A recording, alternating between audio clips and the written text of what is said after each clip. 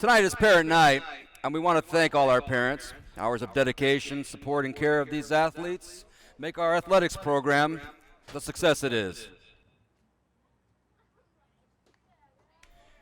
Introducing number 2, Luis Valdez, escorted by his parents, Luis and Amalia Valdez.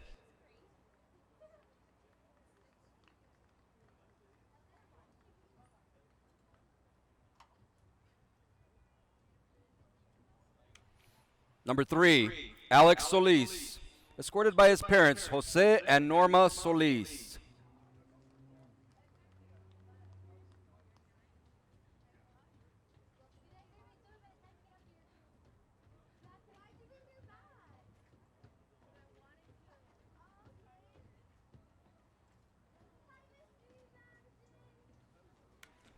Number 4, Rico Rodarte, escorted by his mother, Janie Rodarte.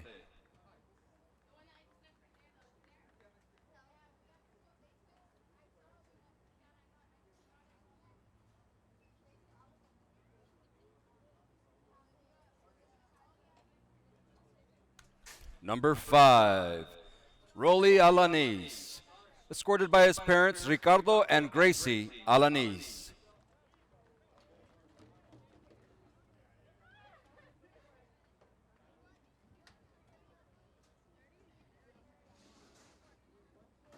Number 7, Efrain Alvarez, escorted tonight by his parents, Efrain and Maria Alvarez.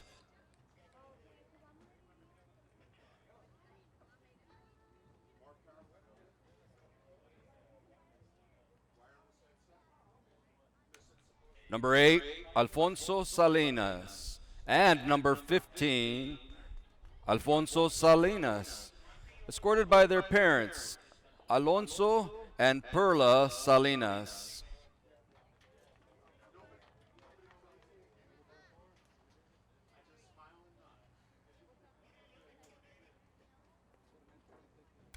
Number 9, Adrian Casas, escorted by his mother, Amelia Ramos.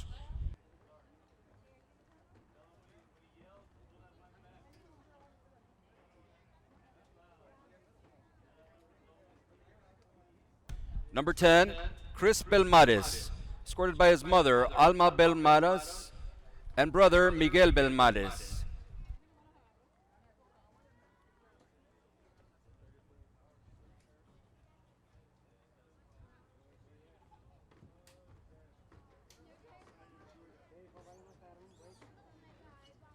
Number 11, Erik de los Rios, escorted by his parents, Ruben and Estela de los Rios.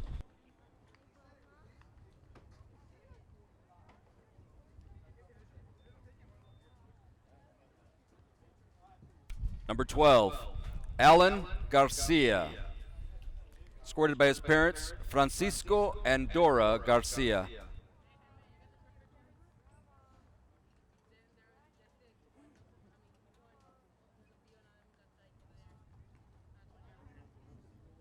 Number 13, Eliberto Bobby Gonzales, escorted by parents Bobby and Emma Gonzales.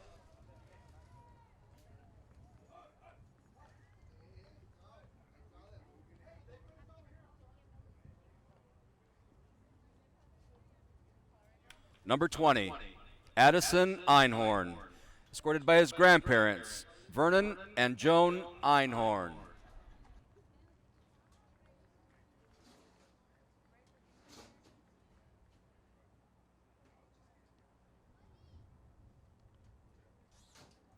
Number 21, Gabriel Garcia, escorted by his mother, Sharon Garcia.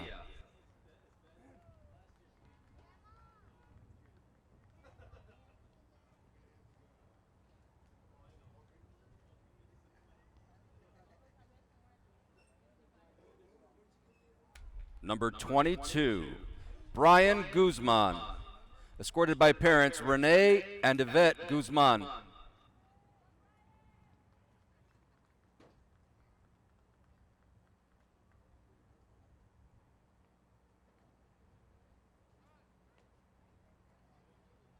Number 23, Aaron Munguia, escorted by parents Aaron and Susie Munguia.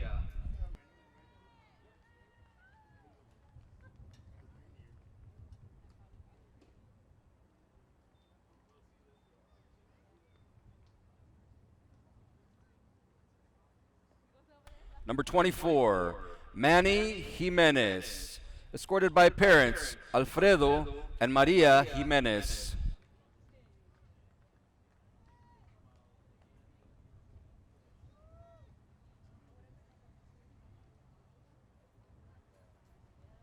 Number 25, Martin Delgado, escorted by brother Alex and mother Maria Delgado.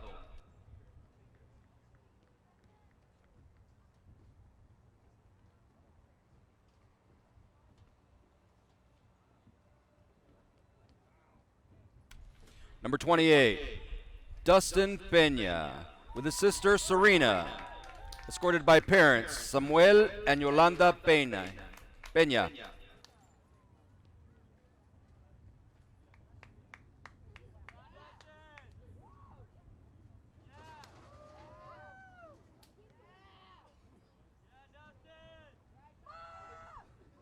Number 30, Michael Torres, escorted by mother Marta Torres and brother Jose Torres.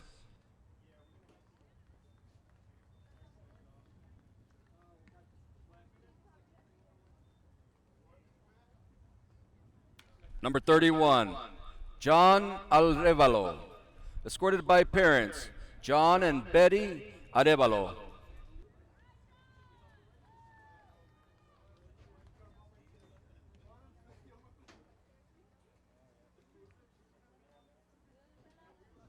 Number 33, Art Medrano, escorted by parents Arturo and Rose Medrano.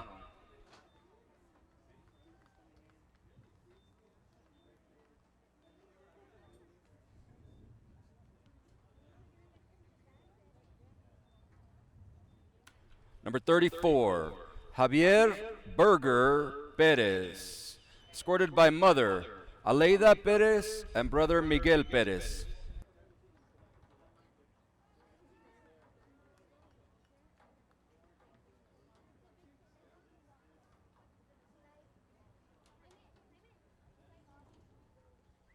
Number 35, Eugene Manrique, escorted by mother Araceli Manrique and brother Sergio Manrique.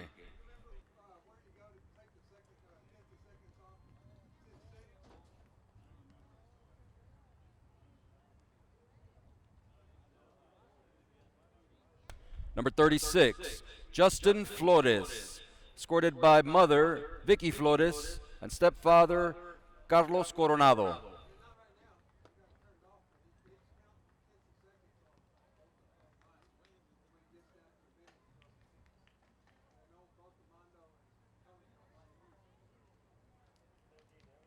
Number 40, Freddy Garcia, escorted by parents Alfredo and Hortensia Garcia.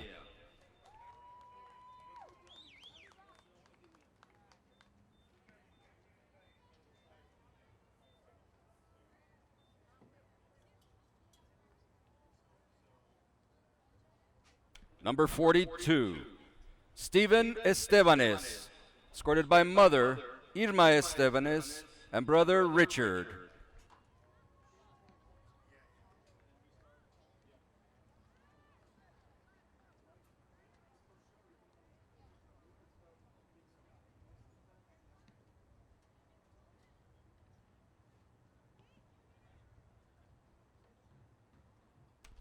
Number 44, J.J. Lopez, escorted by parents Juan and Nora Lopez.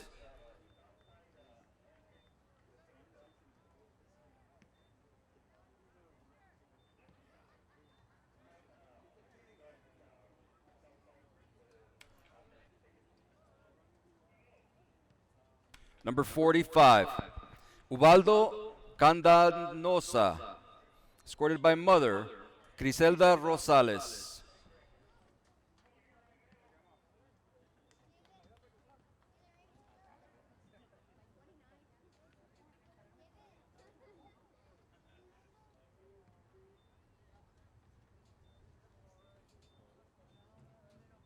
Number 50, Gabriel Martinez, escorted by parents Michael and Ruth Martinez.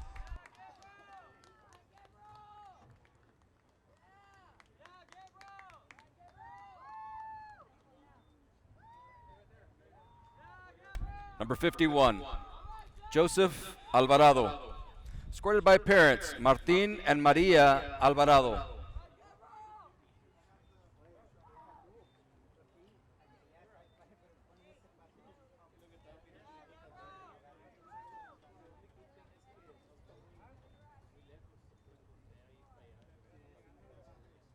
Number 52, Victor Reese, escorted by parents Victor and Madi Reese.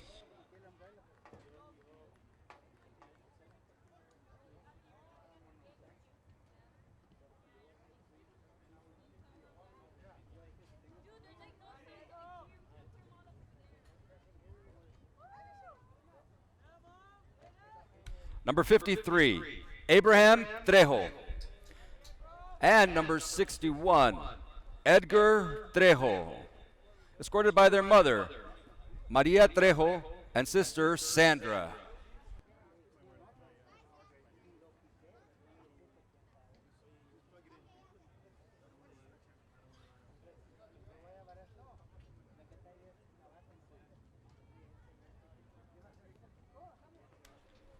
Number 54, Peter Herrera, escorted by sister Jasmine Vargas and sister Esmer Almanza.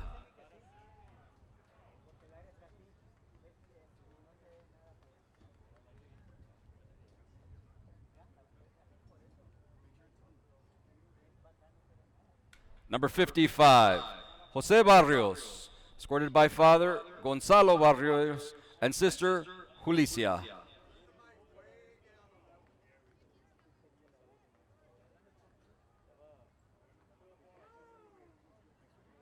Number 56, Brian Maldonado, escorted by parents Martin and Dalila Maldonado.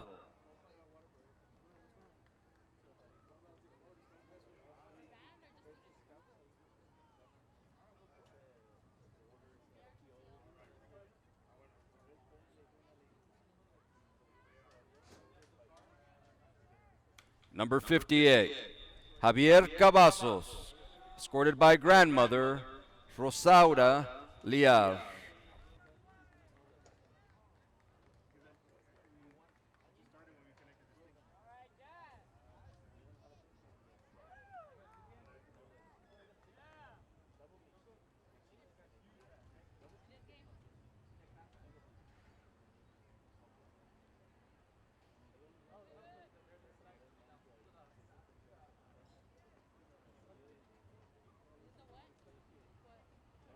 Numbers 62, Catarino Salazar, and number 70, Sam Salazar, escorted by their parents, Joe and Melissa Salazar.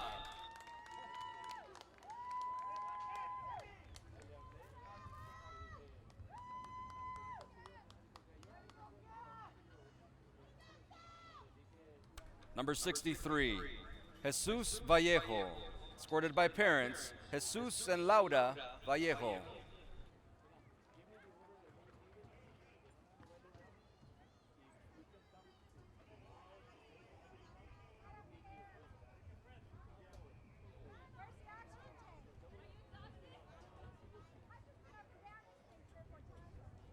Number 65, Joseph Garcia, escorted by parents, Lupe and Melinda Garcia.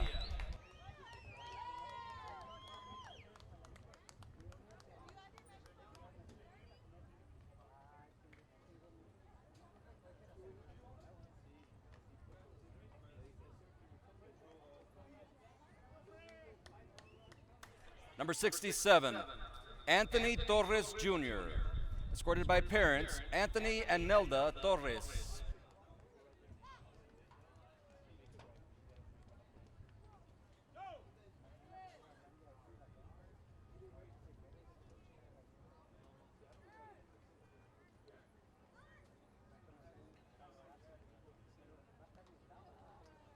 Number 71, Andre Delgado, escorted by parents Ricardo and Natasha Caballero.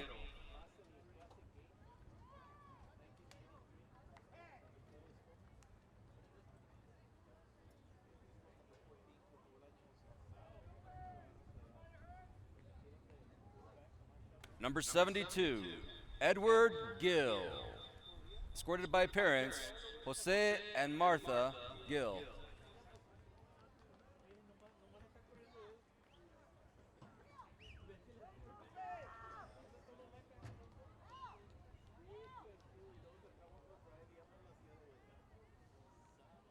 Number 75, Christian Garcia, escorted by mother Bricia Mendoza and father Jesus Garza.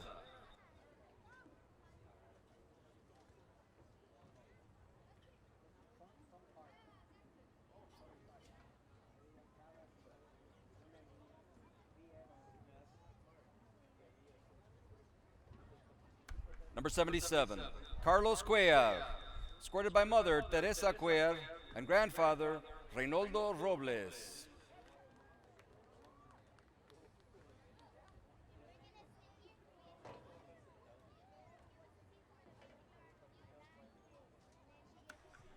Number 79, Erik Valdez, escorted by parents Ruben and Esther Valdez.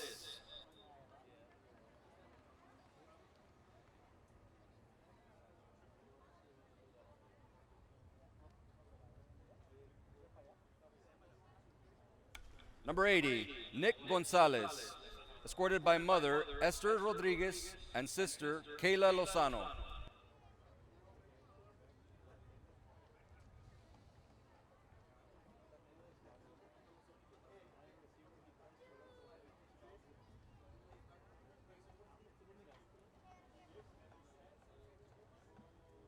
Number 81, Joey Garcia, escorted by parents Jose and Yvonne Garcia.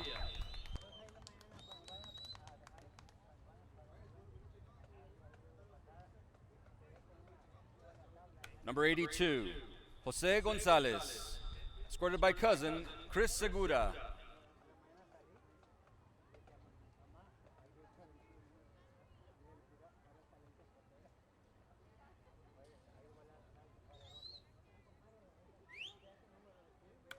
Number 88, Frank Ramirez, escorted by parents Raul and Maria Ramirez.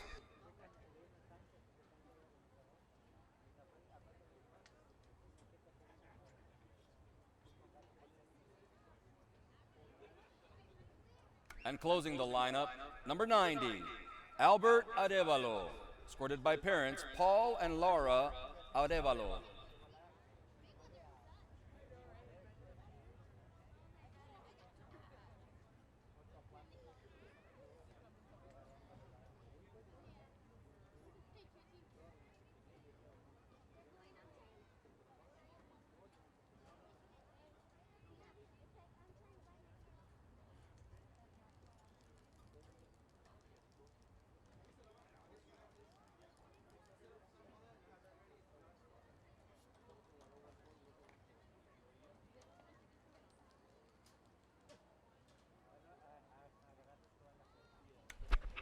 The varsity cheerleader roster brings in our mascot, senior Jose Ricky Manriquez, escorted by his mother, Enedelia Martinez, and sister Stephanie.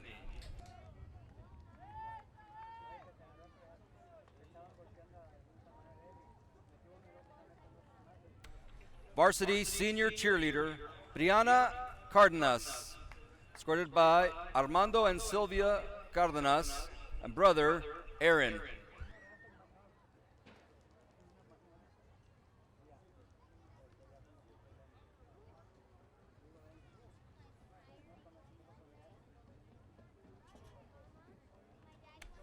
Varsity senior cheerleader Bernardina Colunga, escorted by Homer and Mary Colunga and brother Homer, uncle also Joe Vasquez.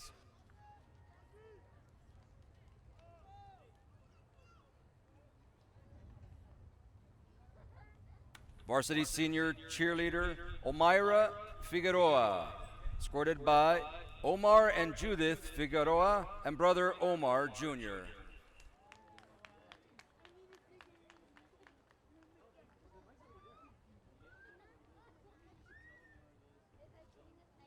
Senior cheerleader, Crystal LeCount, escorted by Arnold and Sabrina LeCount.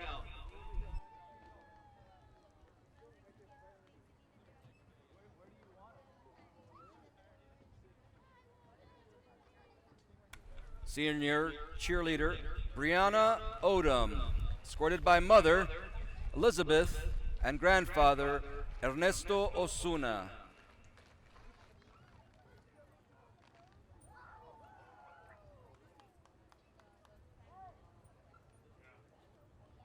Varsity senior cheerleader, Carolina Peña, escorted by father Mark Peña.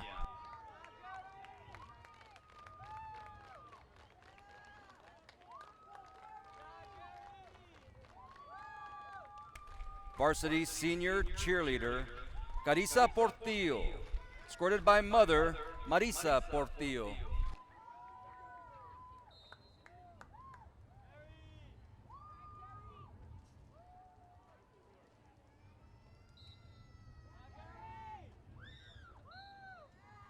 Senior cheerleader, Samantha C. Rivera, escorted by mother Nora Rivera and uncle Eddie Marroquin.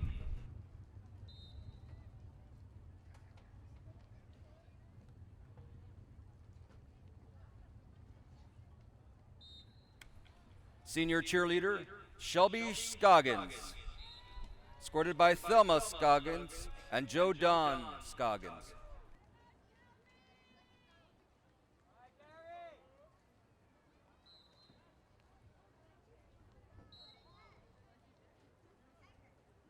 Senior cheerleader, Jessica Valdez, escorted by sister Janet Valdez and sister Yesenia.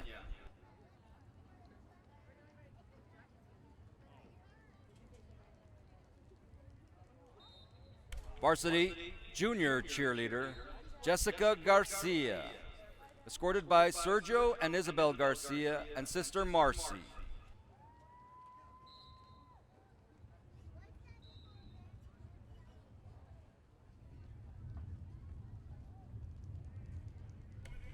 Varsity junior cheerleader, Kiana Jinez, escorted by Frank and Melinda Jinez.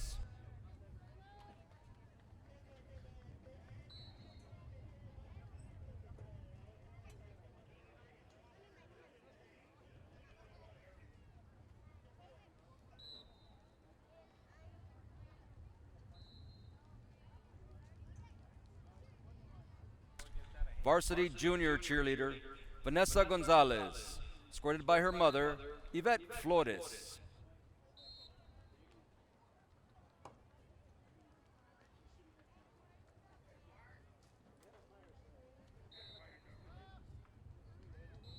Varsity junior cheerleader, Manuela Leal, escorted by grandmother, Rosa Leal, uncle, Manuel Leal, and uncle Ismael Leal.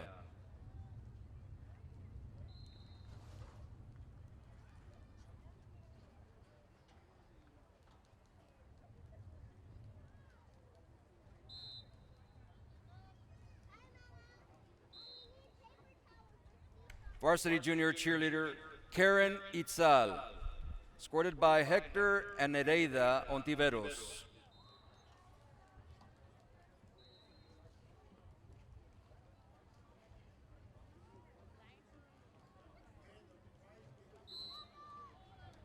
Junior cheerleader, Monique Reese, escorted by Armando Reese and Norma Reese.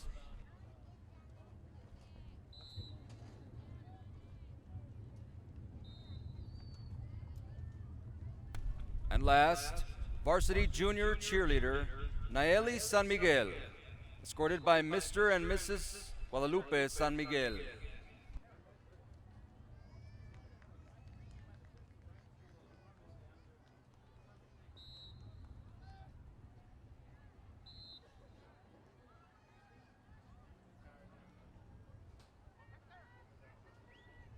Once again, thank you to all our parents, Your support is greatly appreciated, it's greatly needed, and our students are all the better for it.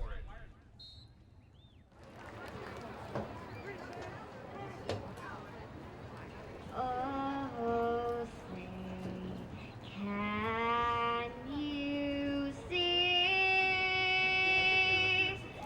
by the dawn's early light what so proudly we held at the twilight's last gleaming, whose broad stripes and bright stars through the perilous fight,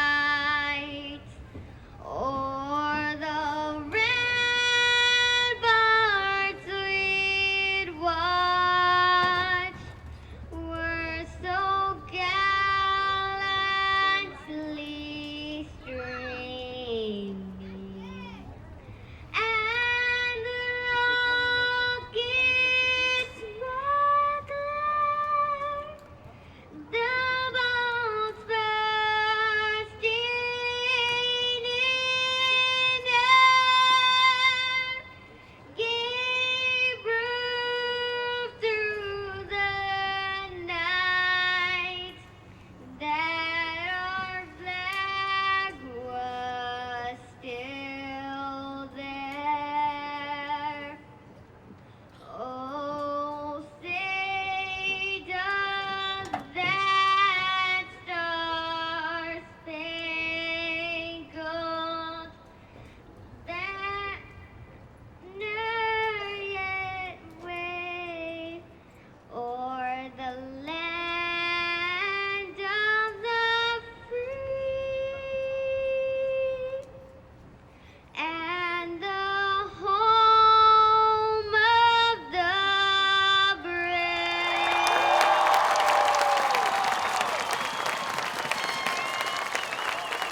Thank you, Celeste. And sit back and relax as we get ready to start Weslaco East football here at Bobby Lackey Stadium. Yes.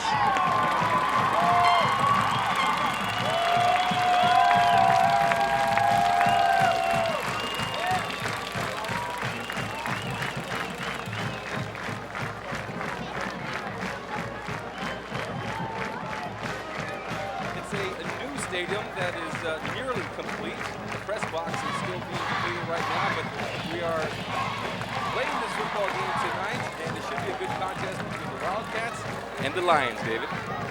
It's a great evening for football. Not a cloud in the sky, and those of you who will be watching this later on will remember the day when it rained and rained and rained and continued to rain.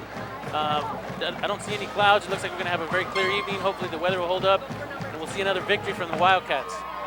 And one of the reasons why this turf was put into Bobby Lackey Stadium was because of the heavy rains that usually have towards the beginning of the season.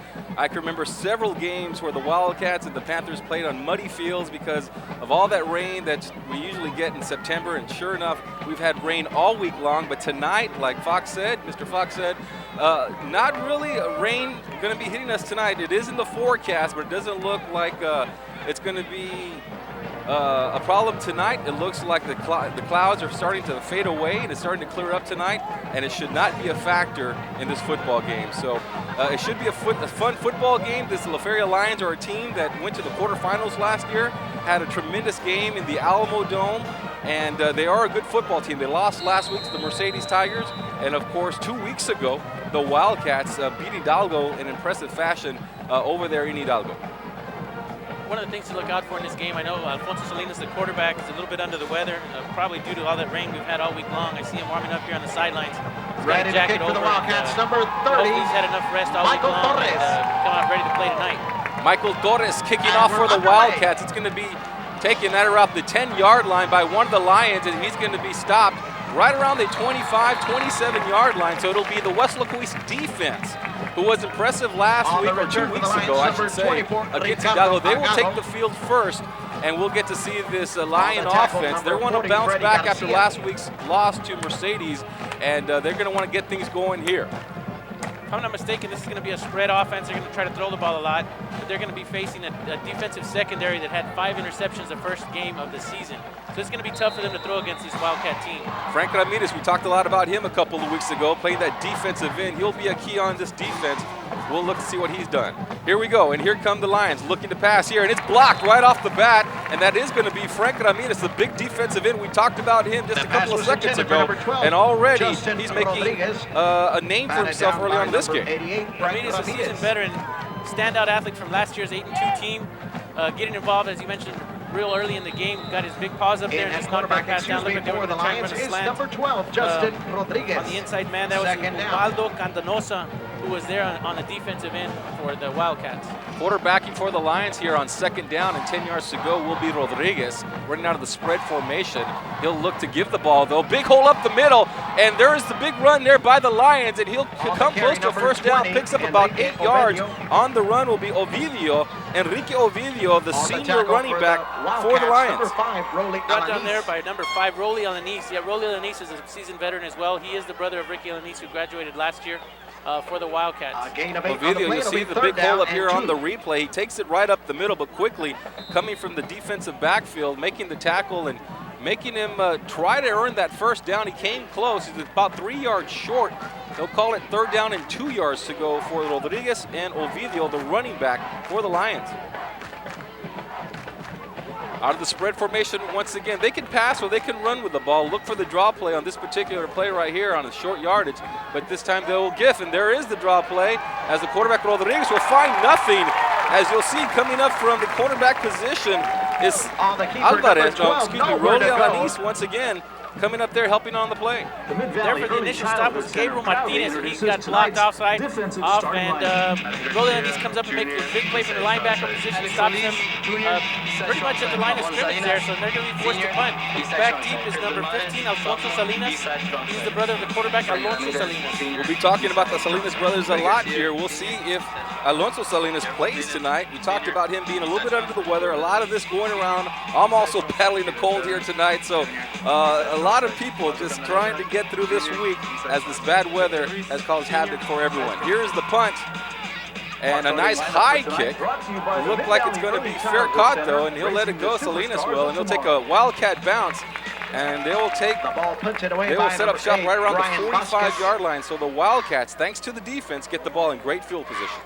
You know, it's going to be interesting to see how quickly the Wildcats can strike on this. You're talking about having a short field here, 55 yards to go. The Wildcats have just so many weapons on the offensive side of the ball. They've got probably 6 guys who can score from the various positions, the receivers, the running backs, and the quarterback.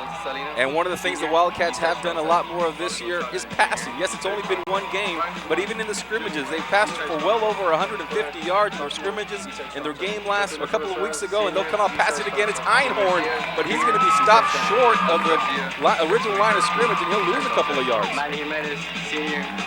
mentioned the passing game, Carlos. It's an aspect of the game that is going to make this team a little bit more difficult to defend. It's a well-balanced scheme now. You've got the spread offense, and then you've got the backfield. Salinas connecting on a Receivers that screen can come out pass of the to backfield number and catch the 20, ball. Addison 2 weeks Einhorn, ago, 2nd down. Brian Guzman played an important role in that victory. He had 4 touchdowns. He caught the ball and scored. He ran the ball and play scored. For the Wildcats, 2nd down, 2nd and 12. It's very difficult to defend this kind of offensive scheme that Coach Gued and Coach Brigetta put together. Out of the I formation now, as they do lose a couple of yards, ball down the 43-yard line for Salinas. And the Wildcats, they'll give this time. I believe that's Guzman, and he'll go back to the original line of scrimmage.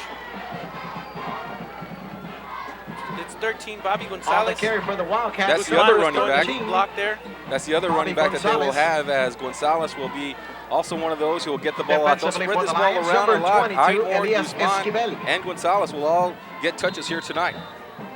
And also look out for Salinas. He could also run with the football. A gain of a couple of yards, 3rd down, 3rd and 10. So it's going to be a big third down play here for the Wildcats. If they want to get things going early on, they'll come out of the spread formation as 3rd and 45 at the ball at the 45-yard line, 3rd and 10, I should say. Salinas rolling back. He'll throw to his receiver, and well overthrown there. The pass intended for Alfonso Salinas, and the Wildcats will have to punt here. Not a good way to start offensively for the Wildcats. Pass was incomplete, intended for number 15, Alfonso Salinas. Perhaps the Fourth element down. to Salinas could be playing a role here early on, as that ball was just thrown a little bit high for his receiver. He's coming off the field a little slow there, probably just a little sluggish. Just trying to get his feet under him, get some juices flowing and get back into the groove of the game. So the first possession. Casas doing the punting there. Casas, an all-district punter, and that'll hit the head of one of the Wildcats, and it'll be called dead right about that area, about the 32-yard line, and the Lions will go and take up, start up the position right there for them, and the Wildcats will go back on defense. Cat Salazar is one of those. He's a third-year letterman. He plays a punter. He plays offensive line, defensive line. He's all over the field. He's the anchor of the offensive line for this team, and you know, one of those players who can just make a lot of plays on either side of the ball. And he's also a silver medalist in powerlifting. State powerlifting team back-to-back. The Wildcats, a lot of those players on this football team. So Rodriguez will try again. First down and 10, ball at the 33-yard line. And Rodriguez will give to his running back. There's a lot of room for him to work on the right-hand side. He'll pick up about 4 or 5 yards. Once again, that's Ovidio for the Lions. And they're coming close now as the Lions are starting to control that line of scrimmage here, or they did in that one play. And they pick up about 4 or 5 yards. Picked up about 5 yards, as you mentioned. Alan Garcia had to come up from the safety position to make that tackle and force him out of bounds. Looks like they got 2nd and 2. So the Lions coming out here and moving the ball. They moved it. They picked up 1 first down on that first drive, or at least they came close to it, I should say. They picked up 8 yards on that one drive. This time they come out better on first down, and they pick up 8 yards on this one. This will be a draw by Rodriguez, but once again stopped up the middle. They tried to run that ball up the middle, but no doing. They haven't been able to do much. Estebanes coming up with the play there, number 42 for the Wildcats, and he makes the stop right up the middle. It's hard to run up the middle against this Wildcat defense. Steven Estebanes is a junior.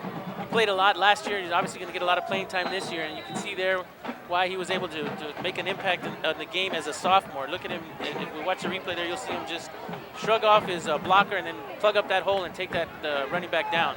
3rd down and 3 yards to go for Rodriguez, the quarterback for the Lions, looking for their first down of the game. Plenty of time, all the time. Oh, it's going to be picked off.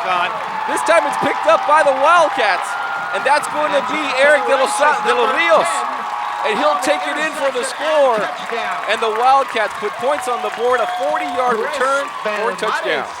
Touchdown Wildcats. Chris Belmares coming up from, it looked like he was in the linebacker position. That's interception number 6 on the year for the Wildcats. We talked about that earlier, and the fact that Feria was going to try and come in here and throw the ball, and we mentioned that it's going to be very difficult to throw the ball against this defensive secondary.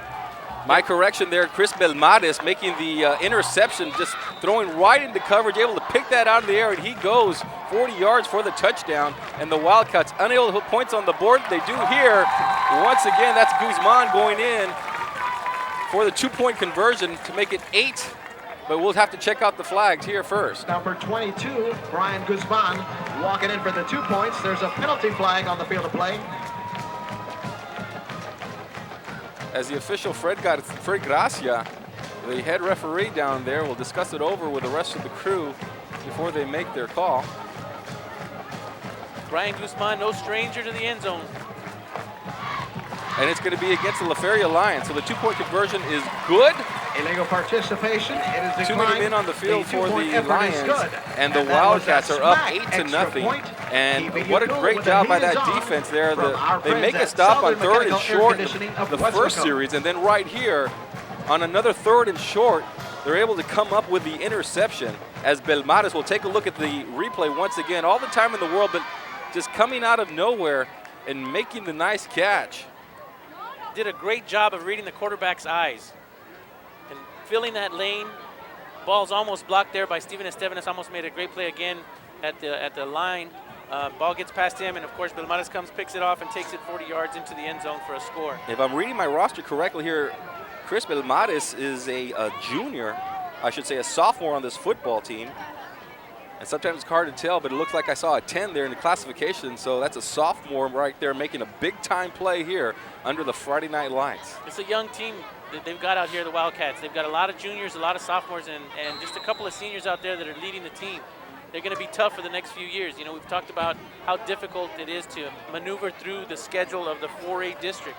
You've got Elsa, you've got Mercedes, you've got both mission schools, Lincoln, Juarez. It's a tough district to get through, and we're very optimistic that these Wildcats will finish up the season with a great record of 9-1 or 10-0. Junior kicker Michael Torres doing the honors here for the Wildcats, booting the ball down the field. And there's a little run back there as the Feria Lions, once again, this will be their third possession, unable to pick up a first down in this football game so far, but this time they'll set up shop right around the 31-yard line. You know, the last two times these teams have met, if I'm not mistaken, the margin of victory has been less than 4 points in both games. It's always been a real good series between these two teams. They played the past few times. I've done every single one of their games. The Lions will put it in play. First and the Feria Lions have been one of those 32. teams that have gone to the playoffs. They've always done well. They're not predicted, if you take a look at some of the preseason magazines, to go to the playoffs this year, but they have a team that can do it, and they went last year as a third seed. So we'll see how they do this year. Right now it's first down and 10. The give right up the middle. But once again, not much giving up the middle. And he'll pick up about 3 yards. On the carry, number 20, for the Lions. That's Anthony Torres plugging up that hole. They're going to have a hard time running up the middle. So they're going to Oviedo want to go to the shot by number outside. And if they 67, can't swing it to the outside, they're going to try to throw Anthony the ball. If they Torres. throw the ball, it's probably going to get picked off. It's going to be a long night for this offense. So the Lions will come back out here with second down and 8 yards to go. Once again, the spread formation. The quarterback is Rodriguez. Justin Rodriguez, he's a junior quarterback for the La Feria Lions. Squatting down, and now he's changing the play at the line of scrimmage. That's what this offense will do. They do this a lot here. A lot of changing at the line of scrimmage in this type of offense.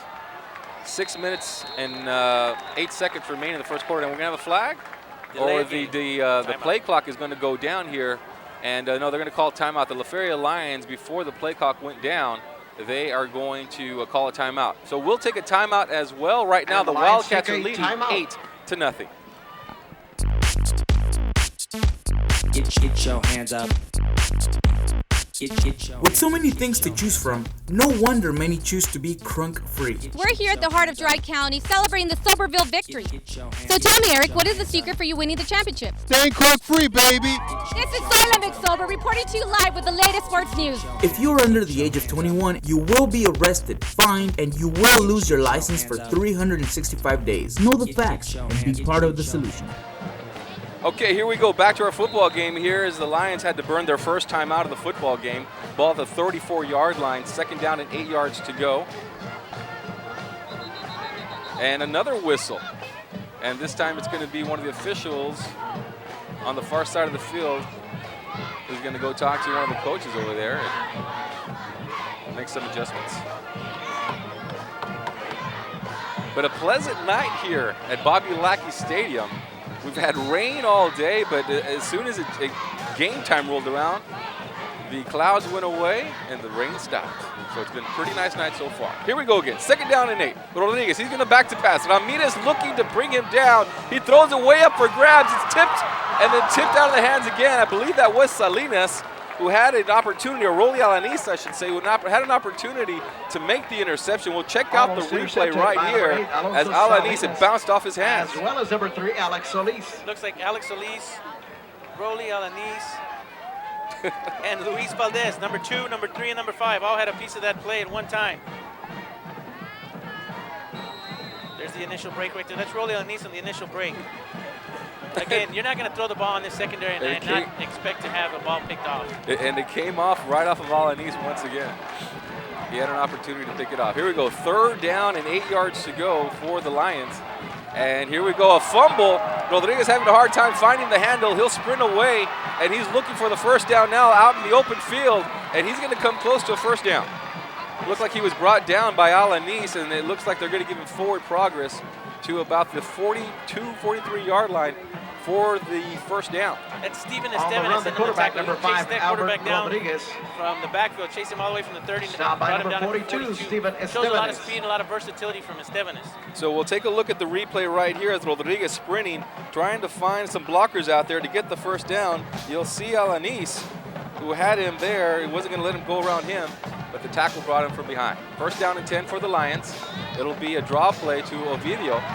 And once again, up the middle, nothing there. Nothing there for Ovidio as he tries to go up the middle, as the Wildcats have done a good job all game Handoff long to number 20, stopping Enrique the Oviedo. run right up the middle. 3 Wildcats just number corralled 50, him as soon as he got the ball. Led Gabriel by Martinez. Gabriel Martinez. So Gabriel Martinez in on the play right there, defensively for the Wildcats. But the Lions have done a good job of keeping this drive alive here. It was third down and long, and Rodriguez able somehow to get a first down. He's back to pass now. The lefty looking to throw. He throws it down the field, and it's caught. And now the Lions are not only get a first down, but they are in Wildcat territory. Looks like he was looking out into the flats. The pass was caught by number 85, Jose Went to his Martinez. second choice, which is the receiver running a post pattern, just threaded a needle and got the pass in there in between the safety. Martinez stopped by number 12, Alan Garcia. Alan Garcia in on the tackle right there for the Wildcats. But here come the Lions, and this secondary is going to be tested here tonight for the Wildcats. As the Lions have come out, they've done a lot of passing there. They've run the ball when they've needed to, try to run it up the middle, not much doing there. But they're going to be tested. Timeout. And this is the type of offense that the Wildcats saw last week or 2 weeks ago against the Pirates.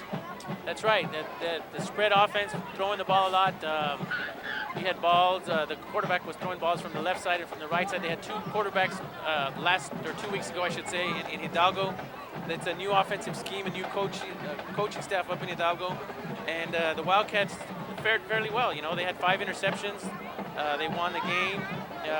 Got an offensive player who scored 4 touchdowns, and it seems like the ball was being evenly distributed to the offensive staff.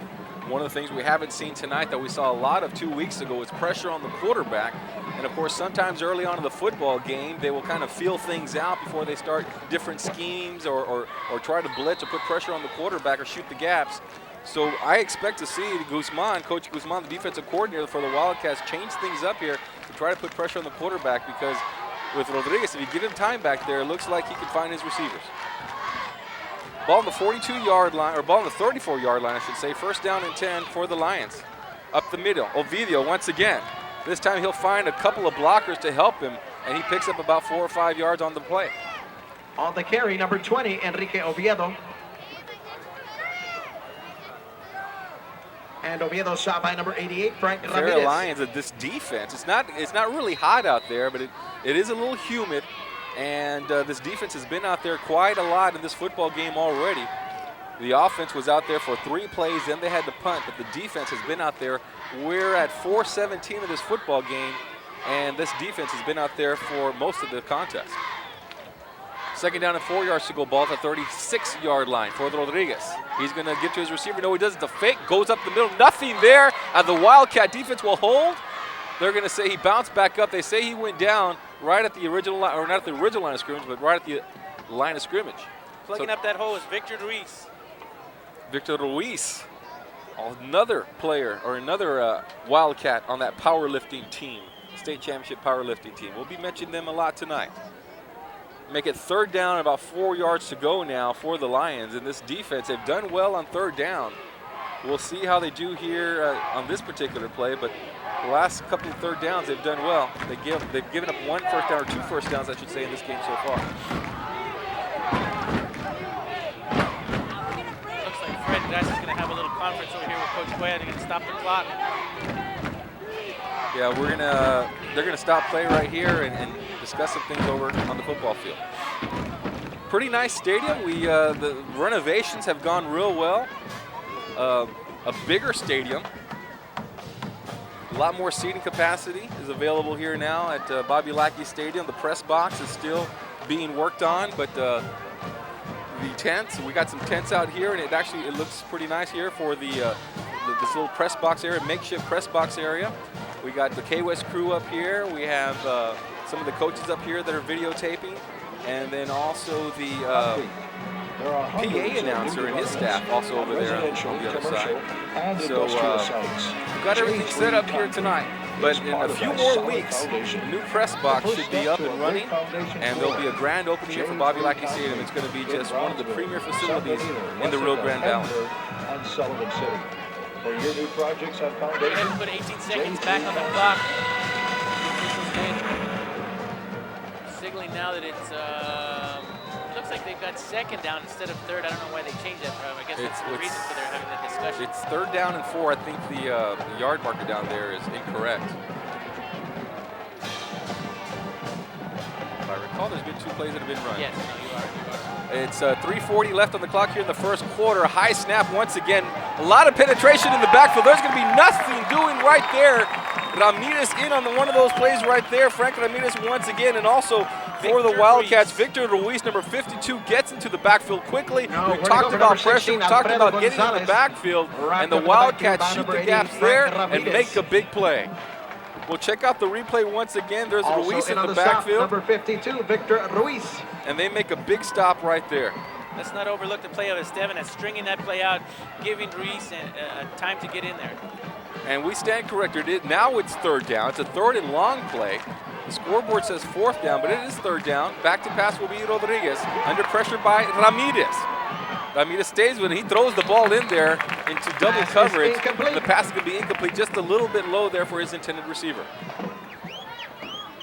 So the Wildcat defense holds right here as they put pressure. A big play on that 2nd down play. Then once again, 3rd down, pressure coming from Ramirez, and Rodriguez can do nothing but throw the ball into the dirt. Those adjustments that Coach Guzman made during that timeout really paid off. 4th down for the Lions. Punting now here for the Feria Lions will be Brian Vasquez, the senior.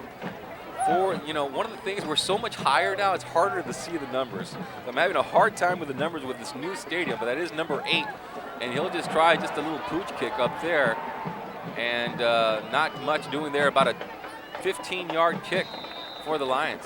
So the Wildcats will get the ball in good shape right there. After the punt, the ball will But the be marked at stadium, about the 31 we're a lot higher. 31-yard line. So it's a little bit more difficult to see the numbers.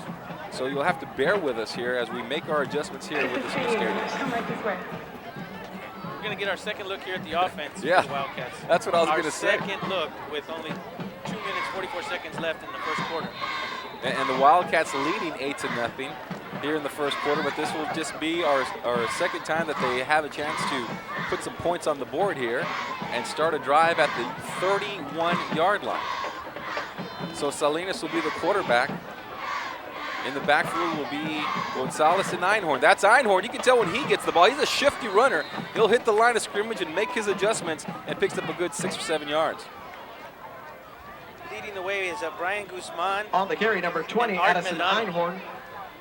Stopped by number 30, Bobby John Gonzales now in Martinez. the backfield. You've got Einhorn, Guzman, and Bobby Gonzales in the backfield. And this will be a no-huddle offense now for Salinas and the Wildcats. They'll get the signals from the sidelines. Coach Burgett, the offensive coordinator for the Wildcats.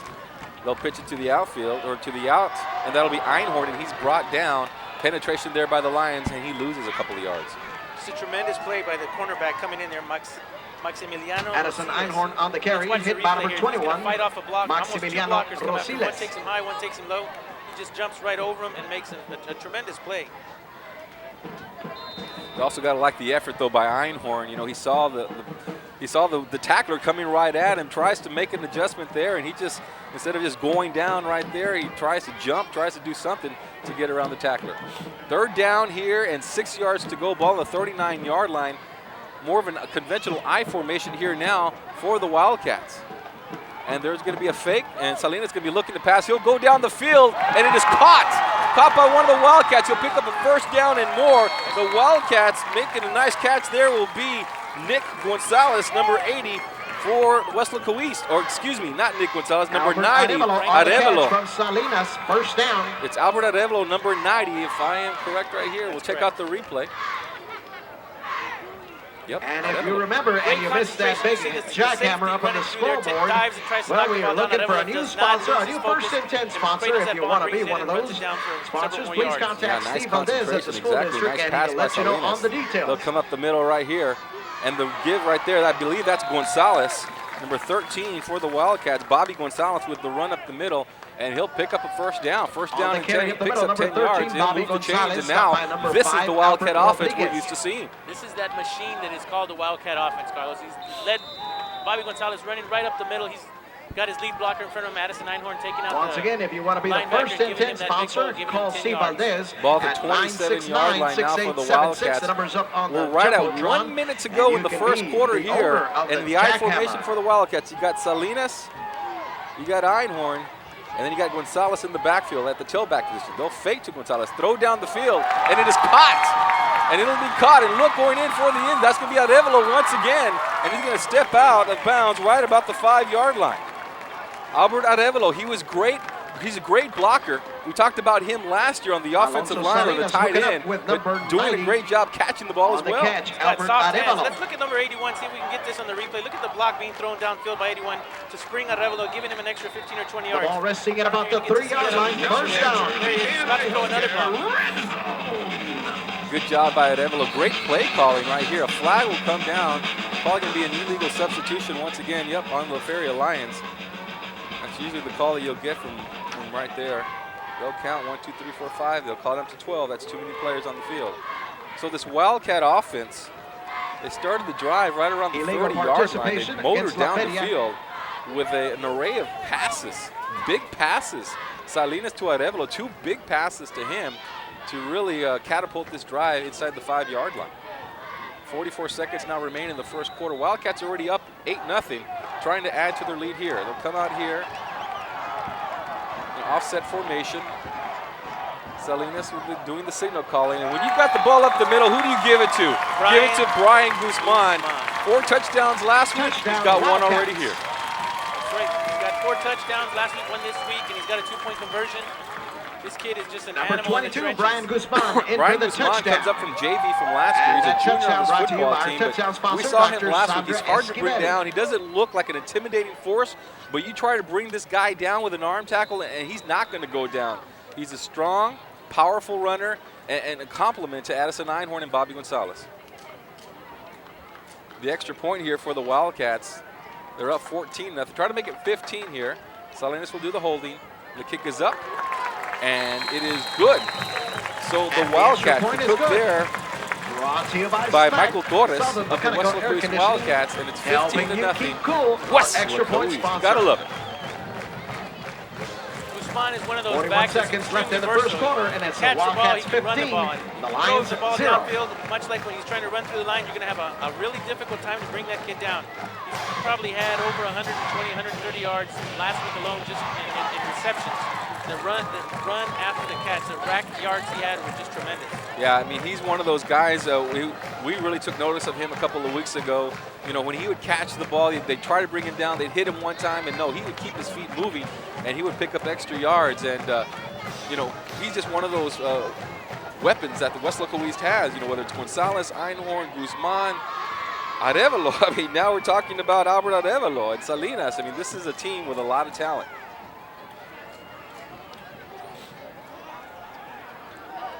Less than 3 minutes to score. 15-0 Weslaco East now, as the Torres will come up here and kick the ball once again. He's been up there a couple of times. Michael Torres, junior kicker for Weslaco East. Number 30, Michael Torres will kick it away.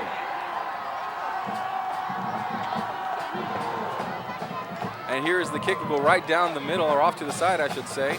Picked up by the Lions. And he will get the ball, get knocked out right around the 31-yard line. And they'll come up here, and their offense will be back on the field again. Alfonso Salinas and Rolly, and he's forcing him out of bounds there. Those are two names we talked about a lot over the past couple of weeks.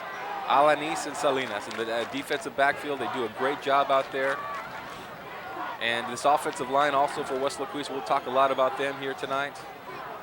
But just a very talented team. They've kind of crept up on a lot of people. I think here in Weslaco, we all knew how good Weslaco East is, but if you took a look at some of the preseason rankings, Weslaco East, you know, wasn't really predicted to do that well. But now I've looked in the media, I've seen some of the television shows, and they're starting to be recognized. Ball at the 30-yard line. Rodriguez still the quarterback for the Lions. Once again, they've run out of the spread formation all game long.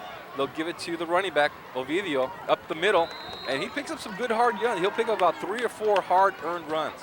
Hard-earned yards, I should say. Gabriel Martinez with that tackle, plugging up that hole up the middle. Enrique Oviedo on the carry, stop by number 20. It'll be second down and about 7 yards to go for the Lions. Got about 10 seconds remaining in the first quarter. They will probably let the clock expire and they'll switch sides.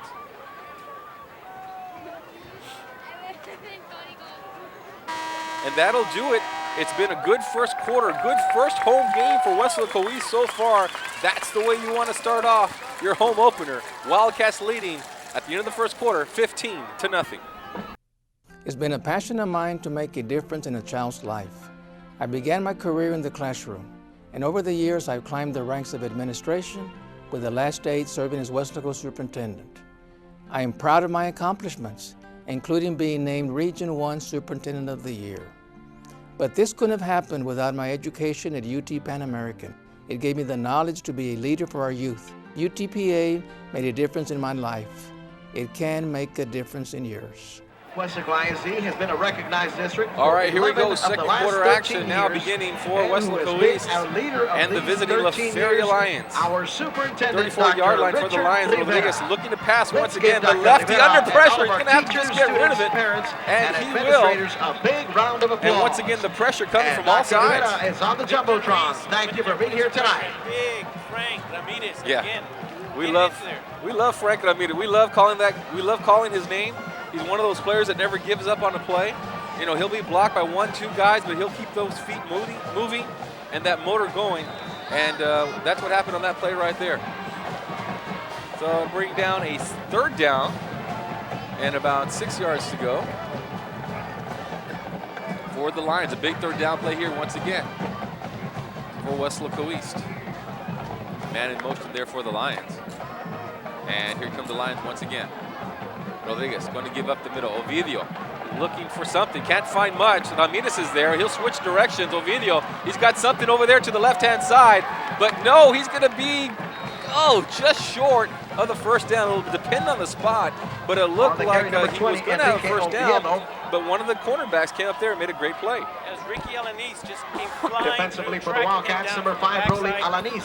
Pushed him out about just before the first down mark. Gonna make a correction. Rolly Alanis. Occupational hazard. You mentioned Ricky Alanis' name so many times over the last few years. That is his younger brother. Yeah, Ricky Alanis, a tremendous player for Weslaco East.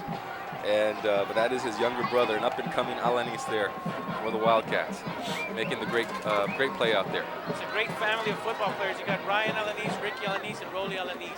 And here we go, 4th down and 2, but they're going to punt the Feria Lions and back to receive the ball. Back to receive ball. That's going to be Salinas, who will get the ball right around the 30-yard line. And he has some room to the side over here. He's got some blockers. We'll see what he does as he gets deep, or he gets into the Feria Lion territory. Nice return there for Alfonso Salinas. By number 15, Alfonso Salinas. Blocks that sprung Salinas. You've got one being thrown right here. You're going to see it on the replay. Alan Garcia, just to the left of your screen, throws a block right there. A second quarter score to report to you from Starr County. Weslaco Panthers 12, Rattlers 7.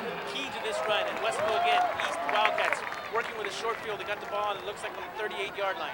38-yard line, 1st down and 10 for Weslaco East.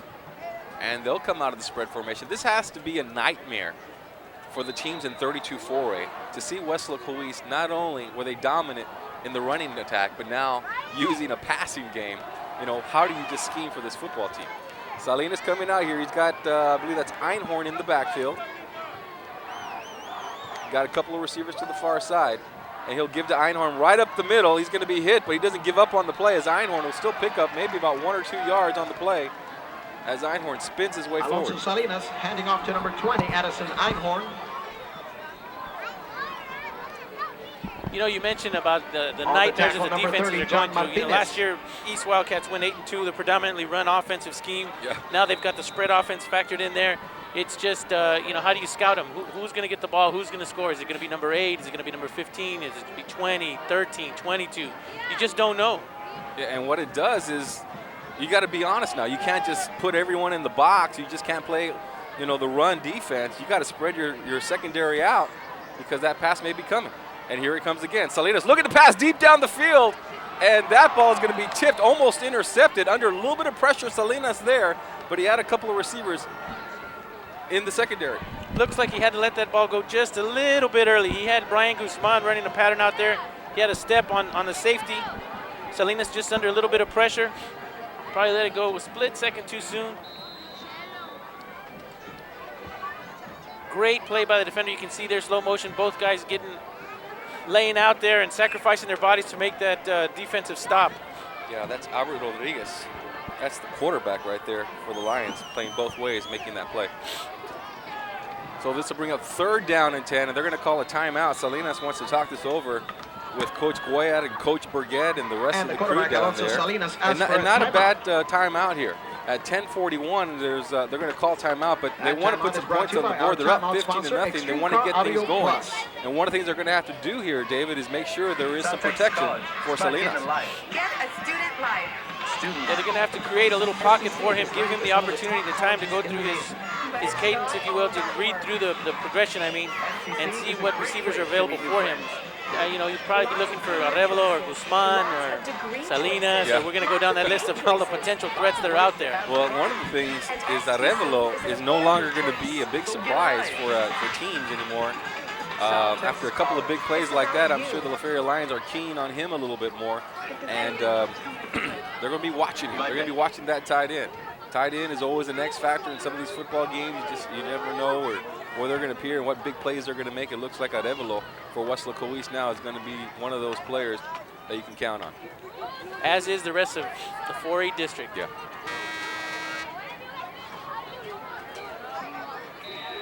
So the Wildcats come out and get straight to the line of scrimmage here. So Salinas with Einhorn in the backfield will be looking on a 3rd down and 10. A lot of pressure once again, but it's going to be a screen this time. That's going to be Guzman, and he'll carry the ball for the 1st down and a whole lot more. And there you see the hard-nosed running by Guzman as he spins away, picks up a 1st down, and he's hard to bring down. We'll talk about those rack yards once again. You know, he caught the ball probably at the line of scrimmage and then just took off for an extra 15 yards. It took about 3 guys to bring him down. He's twisting, turning, making it extremely difficult for anybody to get a hand on him. Defensively, number Cat 75, blocking Aaron out there. Cavazos. Watch the hit. Look what he does. Can't bring him down with an arm tackle. He gets hit 3 times before he's finally brought down. You know, Cat Salazar motoring downfield, 15 yards down the field, still throwing blocks. So typical of him over the years to be a downfield, opening up holes at the line and then opening up even bigger holes down in the secondary area. He has the potential to be an all-state lineman this year for Weslaco East. Here's the run. Here's the give. It's Einhorn up the middle. He'll pick up maybe a yard. He's hit at the line of scrimmage initially by number 75 for it's Erik Valdez of the Feria Lions who will bring him down. Einhorn just gaining a couple yards, starting off the game a little bit slow, but you know, he's one of those players that at any time can just break it wide open and take it the full length of the field, as he showed 2 weeks ago, I should say, in Hidalgo, busting one open for about 60 yards. Picked up 3 yards on the carry. Didn't look like he got much, but they gave him 3. So that'll bring up 2nd down and 7 yards to go. An I formation now for the Wildcats. And they'll give this time, I believe that is Guzman right up the middle. And Guzman's going to go in for another score for the Wildcats.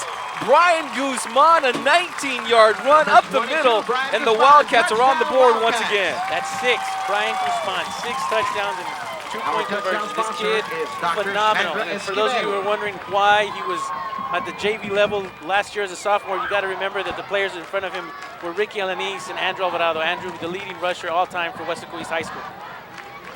Yeah, he probably could have played varsity as a sophomore. His dad is Coach Guzman, Rene Guzman, and he's got a good work ethic. Torres will attempt the extra point.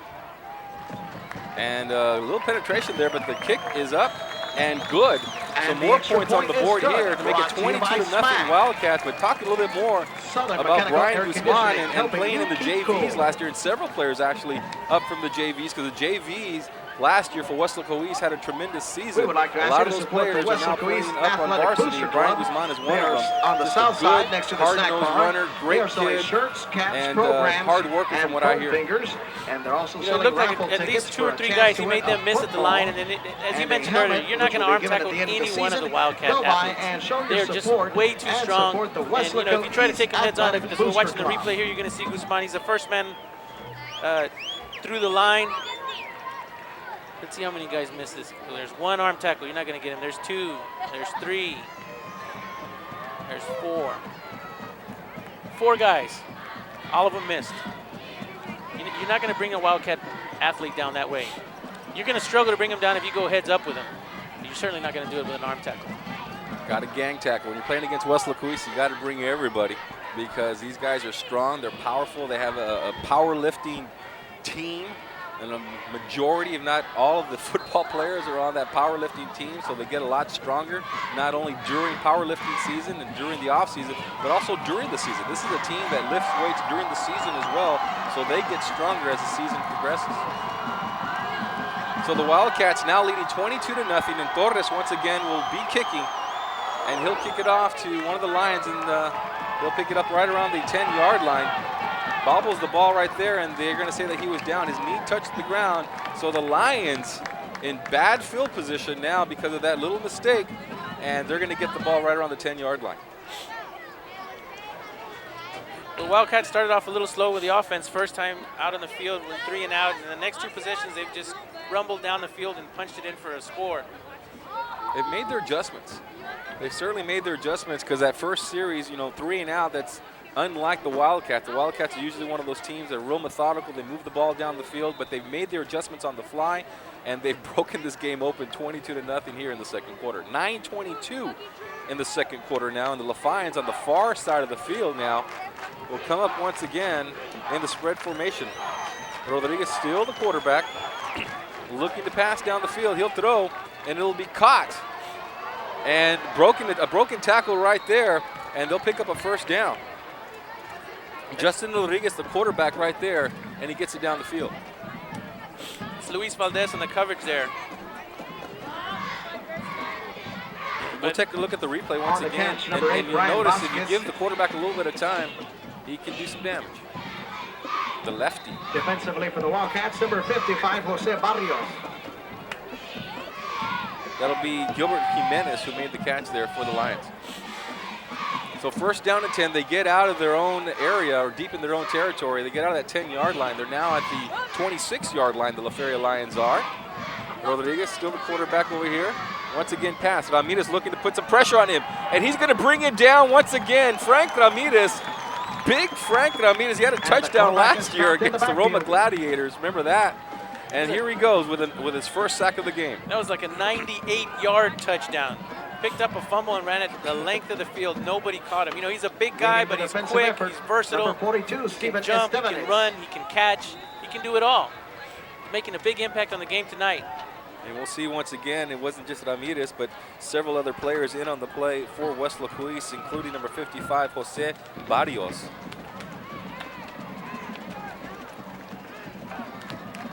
So that's a big loss there for the Lions. It'll be second down and 16 yards to go. Ball now, we're on the 20-yard line. Looking to pass once again, but here comes the Weslaco East defense. Trying to pass, gets rid of it at the last second. Was he crossed the line of scrimmage? No, he wasn't. He's hit hard after the initial catch. On the catch there will be Gonzales. Alfredo Gonzales number 16, for the Lions. Alfredo Gonzales coming up with Looks a like catch. a lot of pressure being put on him by 3 different players, and he just had, looks like he went to a safety valve, just a guy who was standing out there by the sidelines. Number 50, Arevalo just Alfonso misses him. Somebody Salinas. comes and throws a great block. 2 good blocks there, one on 55. Again, Jose Barrios putting a lot of pressure on the quarterback. Barrios and Arevalo wreaking havoc back there. I'm sorry, Barrios and Ramirez. All right, here we go. Third down and 5. Big play here for the Lions. They don't want to give the ball right back to the Wildcats. And that'll put the Wildcats in great field position if they have to punt from right here. So this is really a big play for them. So Rodriguez, he's got plenty of time right here. But here comes Ramirez. He gets rid of just at the last second. But look at that coverage. The coverage is there once again by the Weslaco East secondary. That's Salinas, and Garcia closing in on that ball real quick. Quarterback's down, looks like he may have taken a hit. And again, as you mentioned, wreaking havoc once again in the backfield, Frank Ramirez. This guy is just an animal, Carlos. He's in the backfield every single play, causing problems for the offense. Well, you'll see the secondary here, and there's really great coverage. They're just playing center field in the secondary back there. You go back there, you look for the ball, you read the quarterback, and when you have, third down and about just 5 yards to go, they go deep down the field where the safeties are, and they make a break to the ball. And it was really not a good sharp pass. It was kind of a floater out there, so plenty of time for the secondary to make a break on the ball.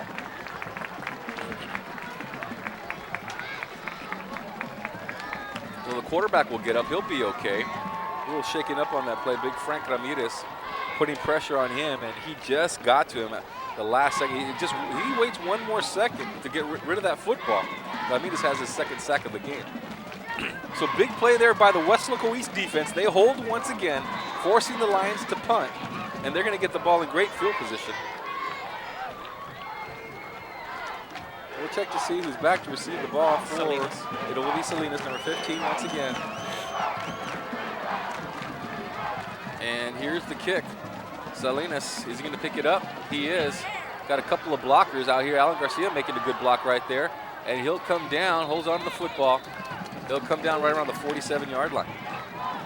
Looks like another short field for the Wildcats. So let's talk a little bit about Alfonso Salinas for the obviously Wildcats. the score 22-0. The offense has had the ball 3 times. They've scored twice. But what about the defense? They've held the Feria Lions. The ball resting at about the 47-yard line, first and 10. East Wildcats in a position to have, less than 55 yards to have to drive the ball down and score. You got to take your hats off to Coach Guzman and the defensive team that's out there right now.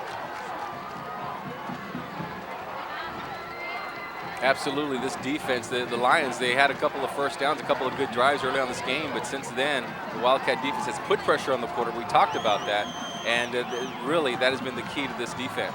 All right, here we go. Salinas looking to go deep down the field. Flag play, or a flag is down on the field, and that'll be a catch, and going all the way down to the 5-yard line will be Joey Garcia, if I got the number correct, 81, but we'll have to check the flag. Salinas connecting with number 81, Joey Garcia.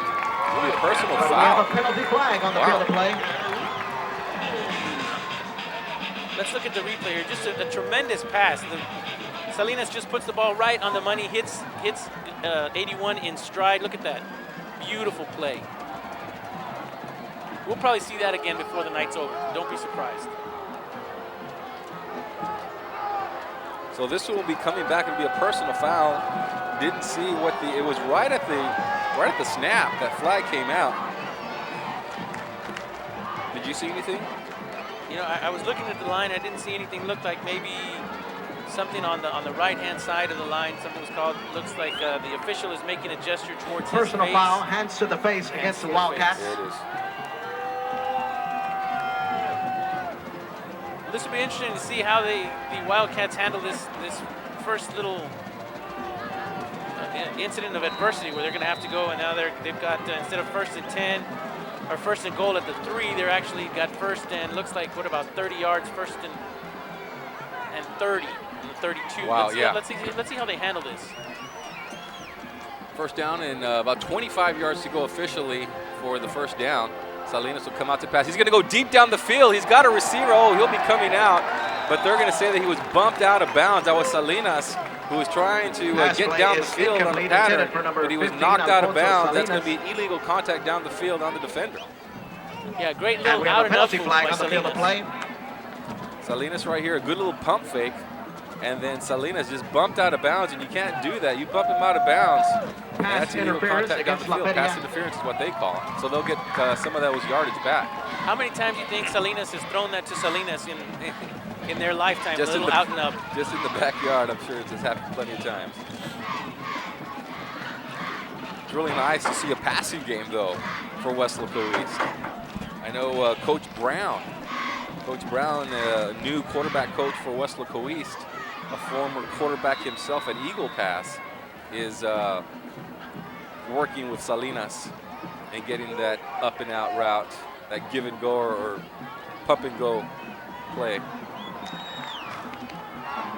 Now they come out more of a running formation here. Weslaco East does at 1st down and 10, ball at the 47-yard line.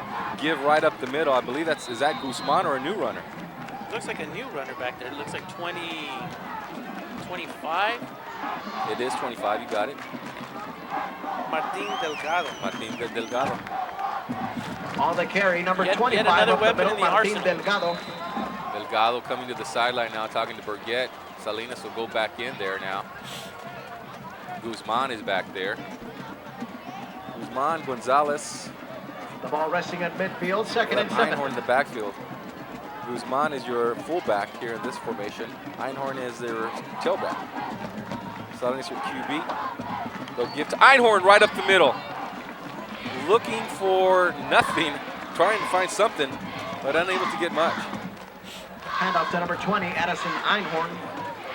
So that'll bring out a 2nd down, or 3rd down, I should say.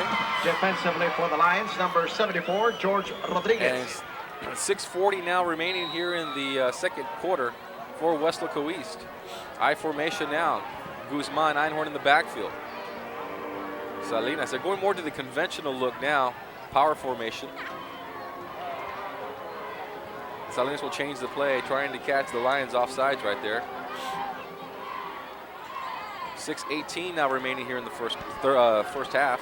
Einhorn to the out. He's got a lot of room to the outside. Gets a good block by Guzman. Look out, Einhorn now as he goes down the field, the sideline. We were looking for the big run by Einhorn. He got a good block by Guzman, and he picks up a 1st down and a whole lot more. 20, Addison Einhorn. That's the play we were talking about. You can only hope to contain him for a short period of time. A lot of credit goes out to Brian Guzman throwing the block and opening up that huge hole. And of course, Einhorn, no stranger to get it to the outside and breaking out straight towards the end zone. He had a phenomenal year last year. Had a couple of options. Could have gone to the inside or to the outside. Took the inside route and still picked up a whole bunch of yards. Power formation once again. This time it'll be Guzman, and he's hard to bring down. And Guzman will take that ball rumbling inside the 5-yard line. Brian Guzman looking for the end zone once again. He comes close. Tell you what, that first guy who hit him, he's probably got his bell rung right now. He's got a headache. He's going to need some aspirin later on because he tried to take Guzman down, and you'll see here on the replay he's going to come up. Guzman puts a little move on him. He hits him. He's like, yeah, right, whatever. I'm still going down. 2 more guys had to come and help him bring him. Now this is where you know the Wildcats are going to be running the football. Once they're inside the 5-yard line, look for them to just bulldoze their way in. Go behind that big offensive line. 1st down. Einhorn, and he'll find the end zone. Touchdown, Wildcats. The Wildcats put 6 more points on the board. You know, there's a word that's used a lot of times for linemen whenever they're able to crush the person they're blocking. It's called a pancake. You're going to see right here on the replay as soon as we watch it, Brian Guzman pancakes the guy that's coming in. Watch this. He's got him on the floor already. Look at that. Just opens up a huge hole for Einhorn. That's power running right there for Weslaco East. That's power football that's right there. the conventional running, and they'll run a 2-point conversion right here and go in for the score to make the score 28-0 Weslaco East.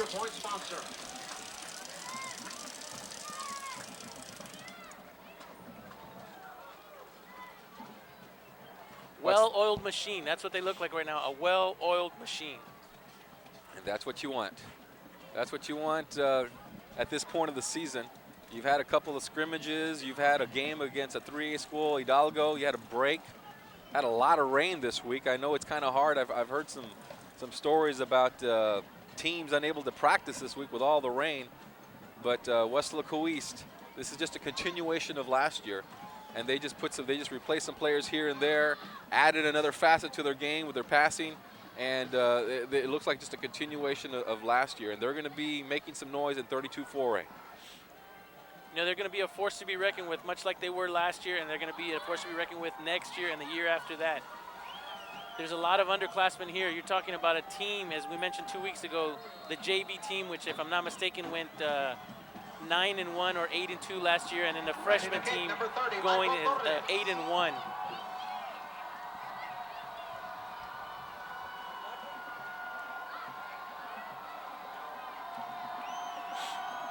All right, here goes the kick once again. Torres, we've talked a lot about him, doing a lot of kicking here. This time they'll just squib it up the middle.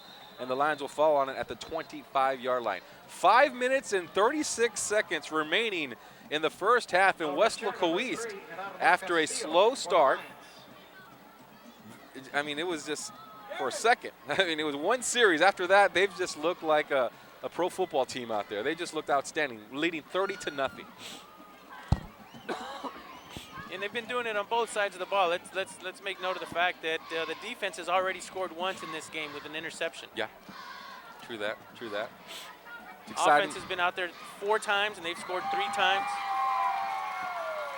There's going to be a timeout called by the Lions. It'll be their second timeout of the football game. Actually, going to be timeout on Weslaco East. Oh, is there a flag on the play? It's going to be a re-kick. The sponsor of 2 Bits, Buffalo Wings. Didn't see the flag, but it will be a re-kick by Weslaco East. Also, one of the things I like to see is there's the student section here for Weslaco East. They're all standing on their feet over here near the scoreboard, and they're at this new stadium having a good time. But they are having a good time. The fans are, the students, I should say, and that's good to see. A lot of pride, a lot of Weslaco East pride, a lot of East Side, strong side pride for the Wildcats. Good to see that.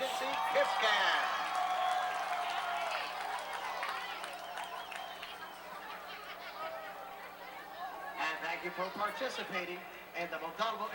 And it will be a 5-yard penalty on Weslaco East. It looked like maybe an offside. That's the only thing I could see. A 5-yard penalty on the Wildcats, because Torres usually kicks off from the 40. He'll be kicking off from the 35. Just a tremendous night for football. Beautiful night. A lot of people out there. Yeah, not too humid. I wish we could get a shot of the student section right now. You can see them all with their hands up in the air, getting ready as the kick's about to go off. You talk about pride, showing a lot of it there. It'll be a kick right there, Torres. Ball will be down at the 30-yard line.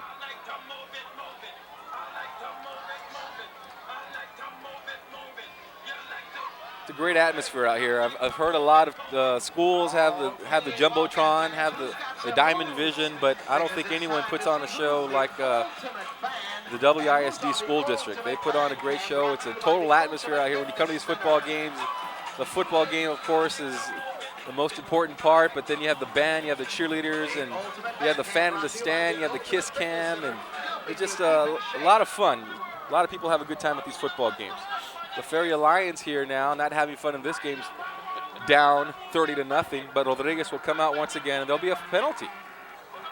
And they're going to call illegal motion on the Lions. So the Lions, not a good start to their season so far. This is a team last year, you got to remember, that went 3 deep into the playoffs, have a lot of players back from last year. They lost to another 32-4A school last week, Mercedes. I don't recall the score, but they lost pretty badly. And here they're down 30-0, and we still have a lot of football game to be played. La Feria is certainly struggling early on in the season.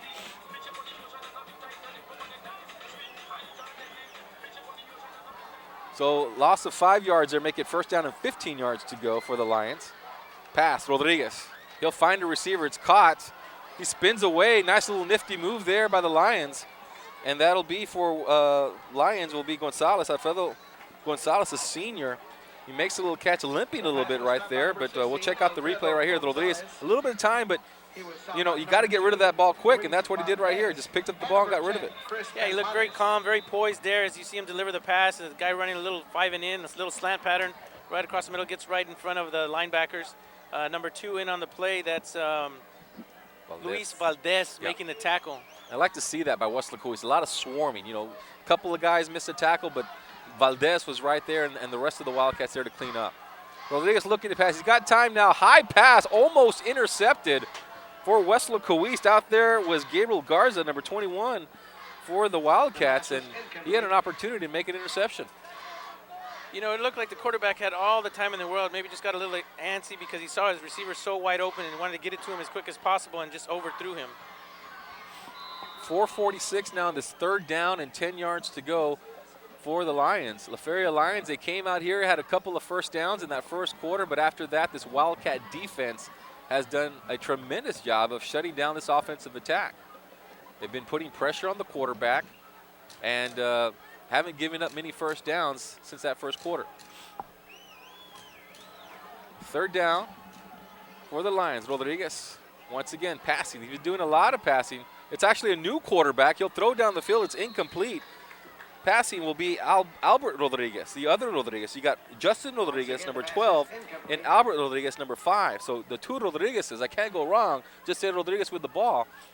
But you got a new quarterback in there. It looks like there's a flag. Can't really see. And they're both juniors, by the way.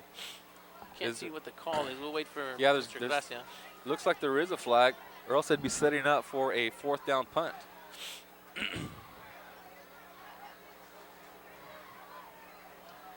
It'll be against the Wildcats, offsides. They lined up offsides, apparently.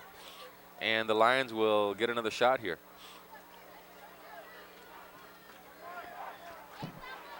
.440 now remaining here in the second quarter. 30-0, Weslaco East leading this football game. Lions trying to get something going. It's been a rough game for them so far. Big Frank Ramirez back in. Expect for him to be somewhere near the quarterback as the quarterback gets the ball. All right, here we go. Once again, it's Rodriguez who will be the quarterback. No, they'll give it to Ovidio. No, Rodriguez keeps the ball there. And he had to get across the 40 to get the first down. He'll do that, and he'll pick up the first down. This running the ball will be Albert Rodriguez, number 5 for the Lions. Making a great defensive stop there is Frank Ramirez. He shrugs off the guy who's trying to block him and goes in and makes that tackle, limiting the amount of yards that's being gained there by the running back, by Rodriguez. First down and 10 yards to go. Wildcats leading 30-0. Ball on the 41-yard line for the Lions. New quarterback in here. Or actually, yeah, this is the other Rodriguez now. He's back in there, the lefty. He'll throw the ball, and it's caught by the receiver, but he goes all the way back to the original line of scrimmage. He caught the ball. They're going to give him forward progress because he caught the ball right around the 47-yard line, bounced all the way back to the 40, but they'll give him the forward progress, and he picks up about 7 yards. Let's watch the replay. You've got the lefty coming out, and there's a lot of pressure being put on him. Great effort being made by the secondary, obviously causing the receiver to come back from his original route and only being able to gain 5 yards. He may have been running, a 15-yard pattern before. Ball will be spotted at the 46-yard line now. Second down, about 5 yards to go for the Lions. 3:35 remaining here in the first half. Quarterbacking for the Lions will be Rodriguez. And he'll give to his running back right up the middle. Nothing doing there. That's probably going to be Ovidio once again. And that'll be big Frank Ramirez in on the stop. Defensively, number 88, Frank Ramirez. Frank Ramirez having a great night. Actually, he's having a great half so far. That'll bring up 3rd down and 5 yards to go.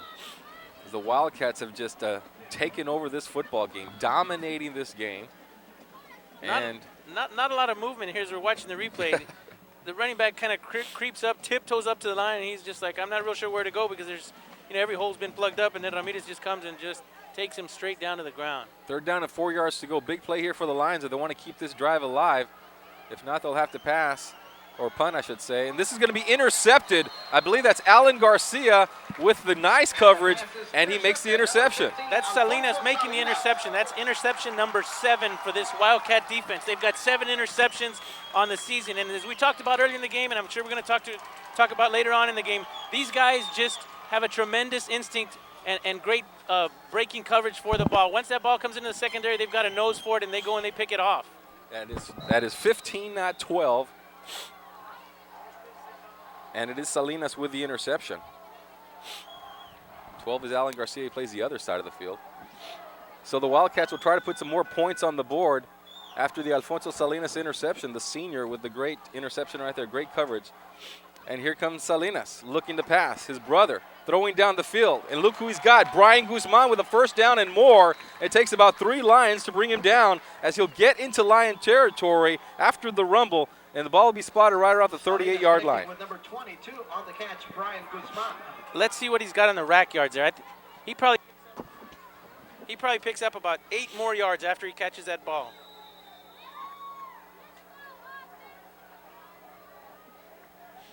Kind of hard to bring down there, Guzman is. And it'll be first down and 10, ball at the 39-yard line. 2:20 here remaining before. Going to be a little movement there. Looks like one of the Wildcats took off early, but they don't call it. And that's going to be Gonzales, I believe, with the carry. for Weslaco East, Bobby Gonzales to the left-hand side, and he's got great blocking down the field. Gets the ball right around the 8-yard line. Great lead blocks being thrown there downfield. I'm not real sure who it is. Looks like you've got Einhorn throwing a block and Guzman throwing a block. Look at those guys. Those are guys who carry the football, but they're looking to block down the field. You saw Guzman making a great block to bring down one of the tacklers, and Gonzales getting in on the action there. And Gonzales showing a little bit of his own power down there. It took about took two guys and they hit him, and I'm losing all this here. Breaking up? Yeah.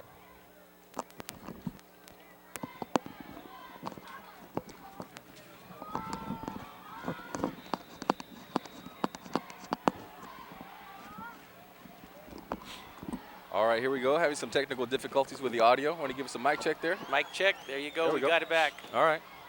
So ball will be at the 7-yard line. First down and goal to go, I should say. Einhorn up the middle. He's going to be stopped. A little bit of penetration there by the Lions as they try to go up the middle.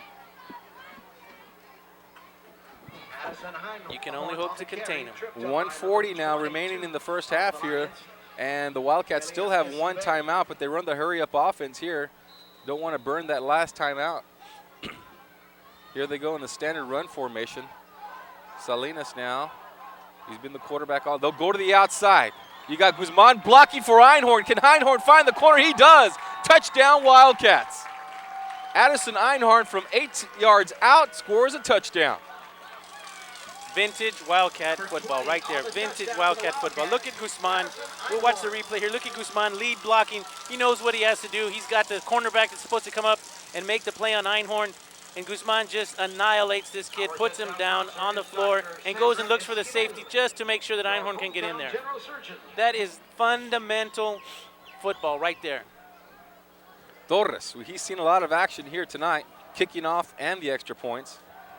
This one is good. And the extra point is good. Extra point is good, and the Wildcats will put another point on the board, make it 36-0. Weslaco East dominating this football game here tonight.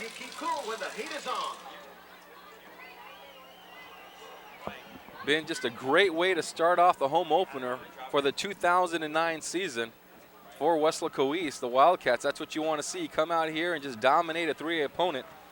Those are the games that you're supposed to win. Those are the games where you're supposed to win big, and that's what they're doing here. You got a smaller school, you just got to go in there and take care of business, and that's what they're doing here. Exactly. You know, people talk about that all the time, and why do you play a 3A or why do you play a 5A? You know, I'll give you an example of that. Last weekend, the University of Texas played a team from Louisiana, and they were supposed to beat them by 25 or 30 points, and they did. So they move up in the rankings. The same thing holds true at the high school level. You know, and this is not a bad La Feria team. Again, as we've mentioned over and over, they went 3 deep in the playoffs last year. Not a lot of people can say they go to the quarterfinal or the semi-quarterfinal game. I think it's a true testament to the skill level and the potential that the East Wildcats have, that they're dominating this game so well.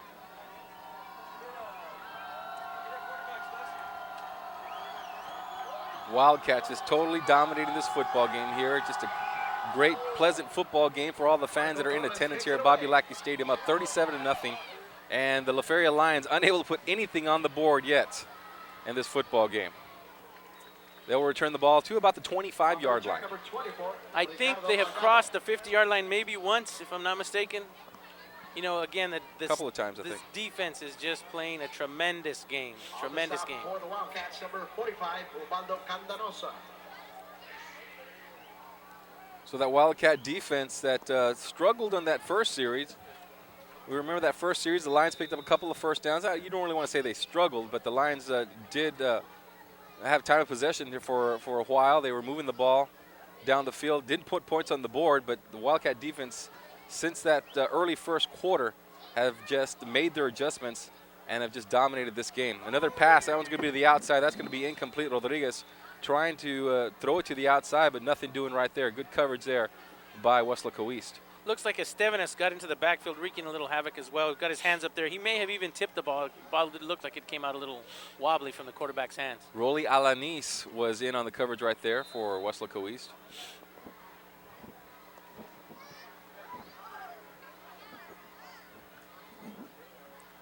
1:09 now remaining here in the first half. And the Feria Lions, really, it's just been a big struggle for them here, and the Wildcat defense has a lot to do with that. Ball at the 25-yard line. 2nd down and 10 yards to go. Give up the middle. Once again, nothing doing. Ovidio, he'll actually get out of that, pick up a couple of yards, but the initial hit up the middle, there was really nothing doing for him there. In on the tackle, Freddy Garcia, number 40, for the Wildcats with the initial hit there. On the carry for the Lions, number 20, Enrique Oviedo. Let's see if La Feria just takes her time and goes into the half without having to give the ball back to the Wildcats. Well, you know, it's hard for them now to go deep down the field. If they want to go deep, you got you got Alan Garcia in the backfield over here playing a deep secondary. Got Rolly Alanis also playing deep secondary. So you just can't go deep with these guys because those safeties will just pick you off. You got to go up the middle, try to find something underneath.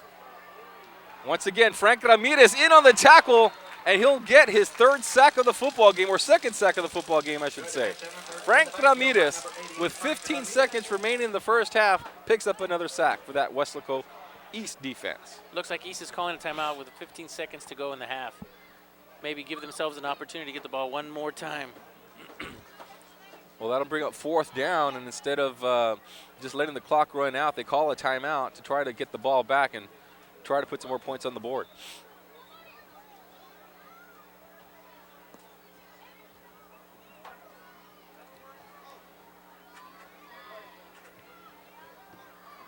All right, here we go at Bobby Lackey Stadium, and 37-0. Lions now down, and they're going to have to punt this ball away, so Weslaco East will get the ball back. Let's see if they try to set up a return. Try to return the ball will be number 15, Salinas. Alfonso they'll probably try to set up a return right here, or maybe even go for a block. We'll see what they do.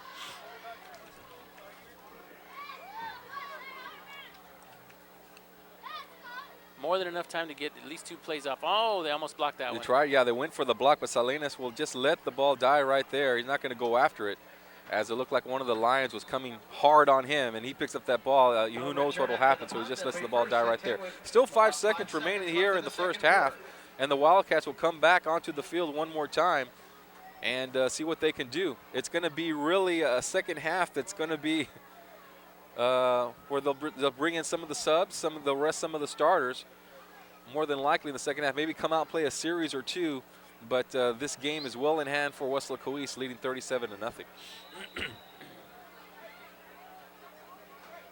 Salinas and Einhorn will come out here along with Guzman. I believe that's Guzman also in the backfield, playing the fullback position. Salinas losing his lunch. I believe that's what I saw right there. But he stays in the football game. Salinas having problems. He's sick. He's sick, and he's trying to battle something out there. But here comes Einhorn, and he gets out of the field. He gets to the outside corner, picks up about 8 yards. And Salinas is having a hard time there. You can tell that he's sick, he's hurting, he's a gamer, he's trying to play his best, but with the game up 37-0, we'll see if he comes out here in the second half. Weslaco East leading at the half, 37-0. ¿Quién tiene la llave para tu futuro? La educación en una carrera técnica ofrece entrenamiento activo. Construyendo mi futuro. Diseño de tecnología me da la experiencia de un trabajo real. Un paso adelante para obtener el futuro como siempre había soñado. ¿Quién tiene la llave para tu futuro? Yo tengo la llave. Para más información, comunícate con el consejero de tu escuela o con el departamento de las carreras técnicas. And now, ladies and gentlemen, presenting the back-to-back sweepstakes award-winning Weslaco East High School Wildcat Regiment!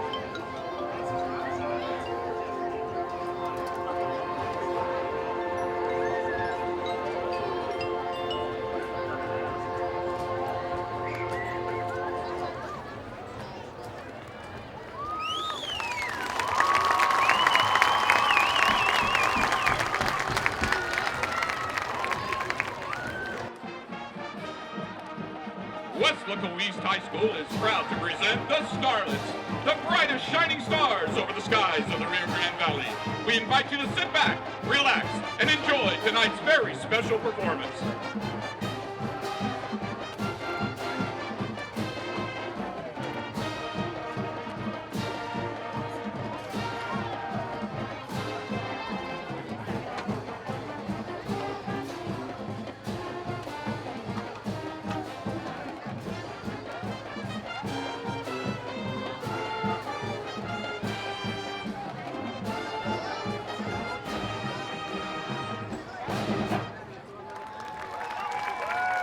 The 2009-2010 Starlet officers are 4th Lieutenant Jasenia Reina, 3rd Lieutenant Esmer Peña, 2nd Lieutenant Chelsea Maupin, 1st Lieutenant Paula Fernandez, and Captain Angie Fernandez.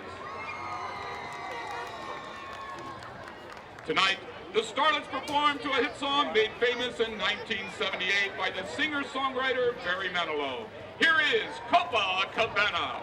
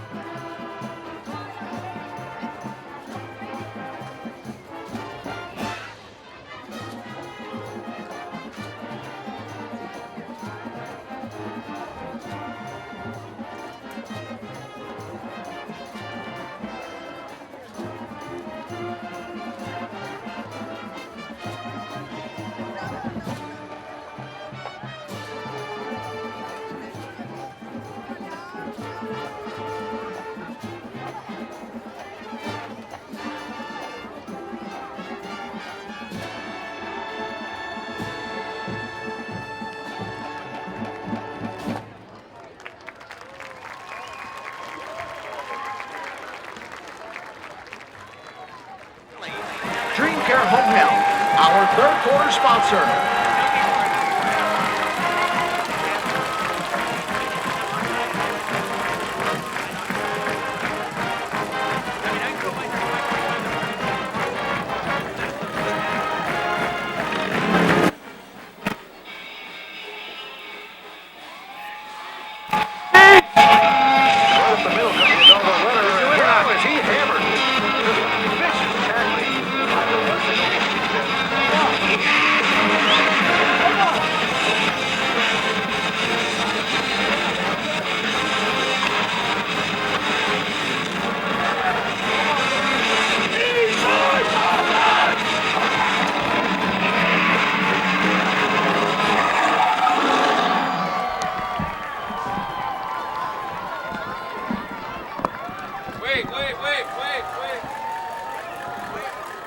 We're very proud of everybody from Weslaco East, but who do we have in the house tonight but Omar Figueroa, class of 2008, professional boxer. Mic check. He is now a pro, a pro boxer. And welcome back to the football game here. Second half action about to get started.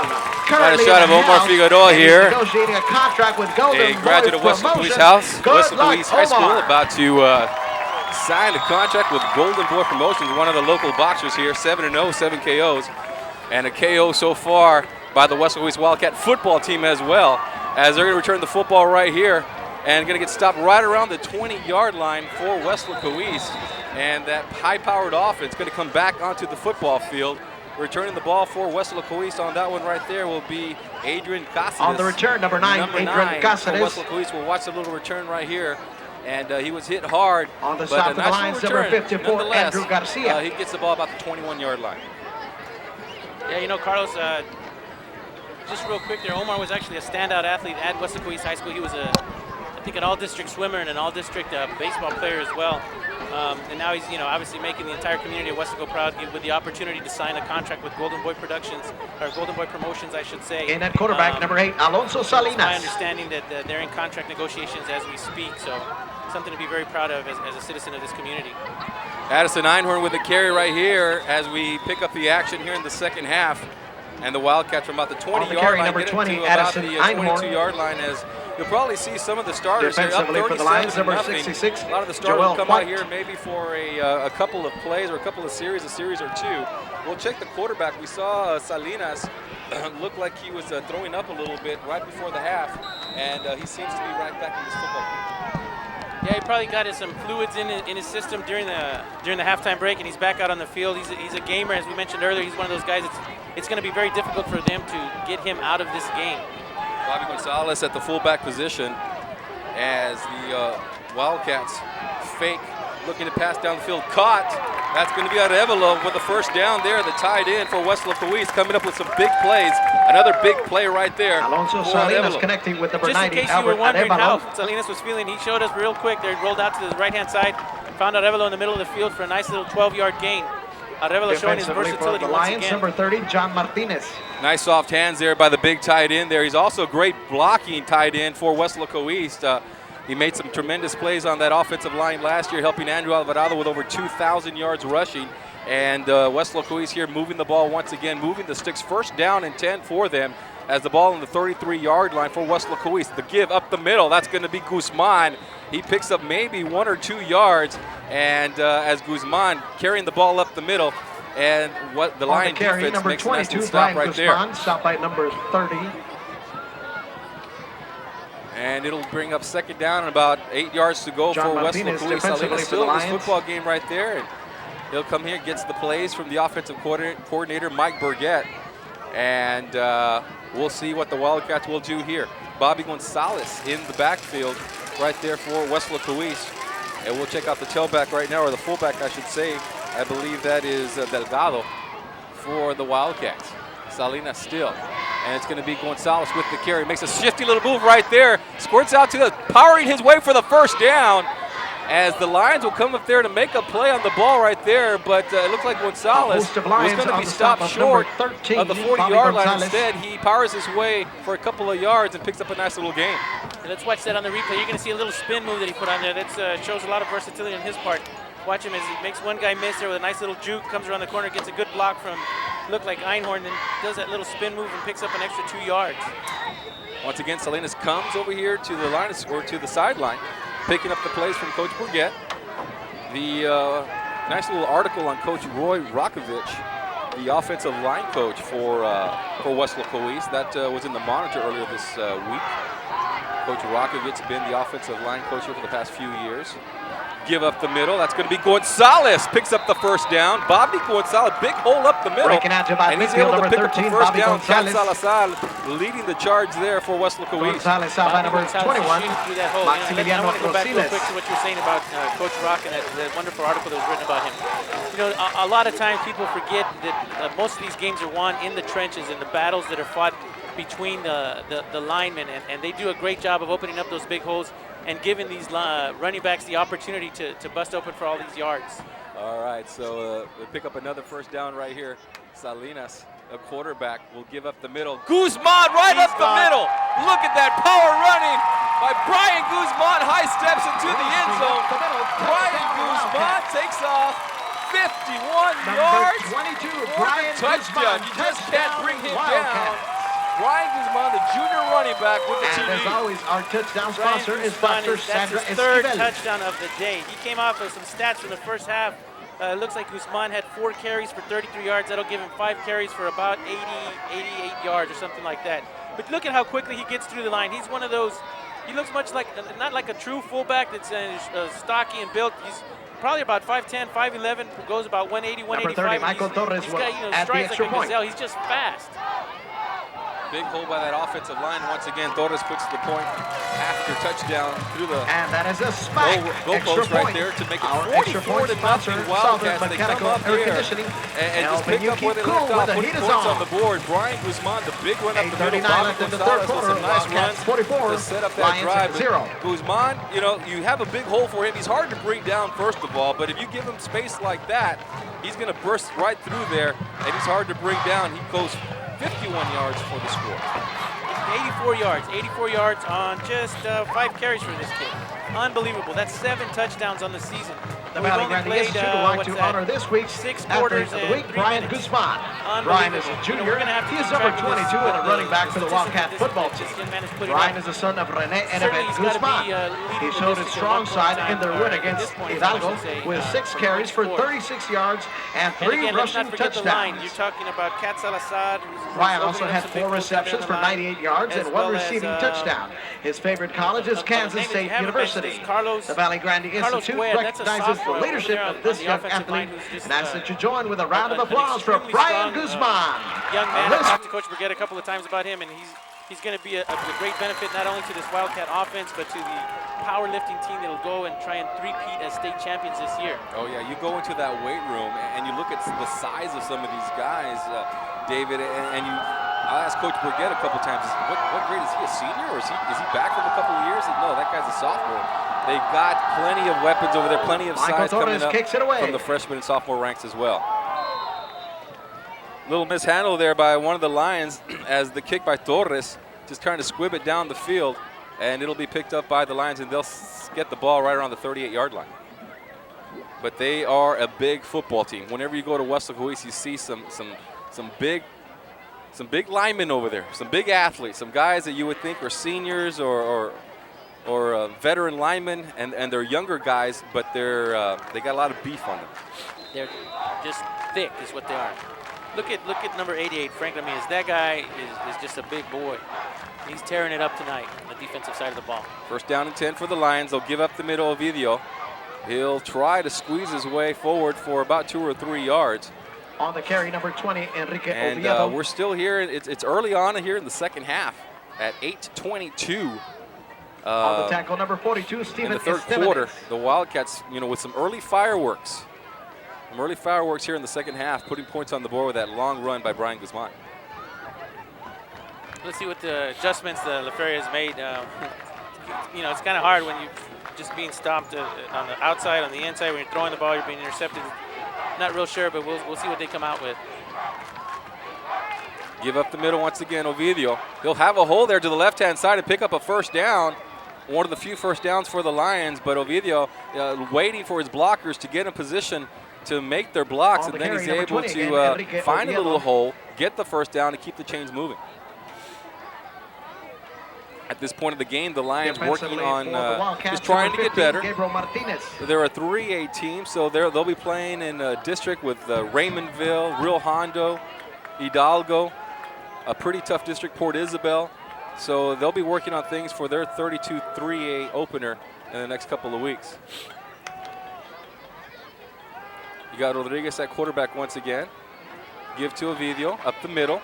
This time you got Frank Ramirez there, as well as another to go for number 20, one of the Wildcats. It's number 10. That's Belmares coming up from the linebacker position for that. Defensively, we go over some statistics from the first half. Total Chris yards for Belmares. these Wildcats, 226. We have a penalty flag That's on the field of play. 141 rushing, 85 passing.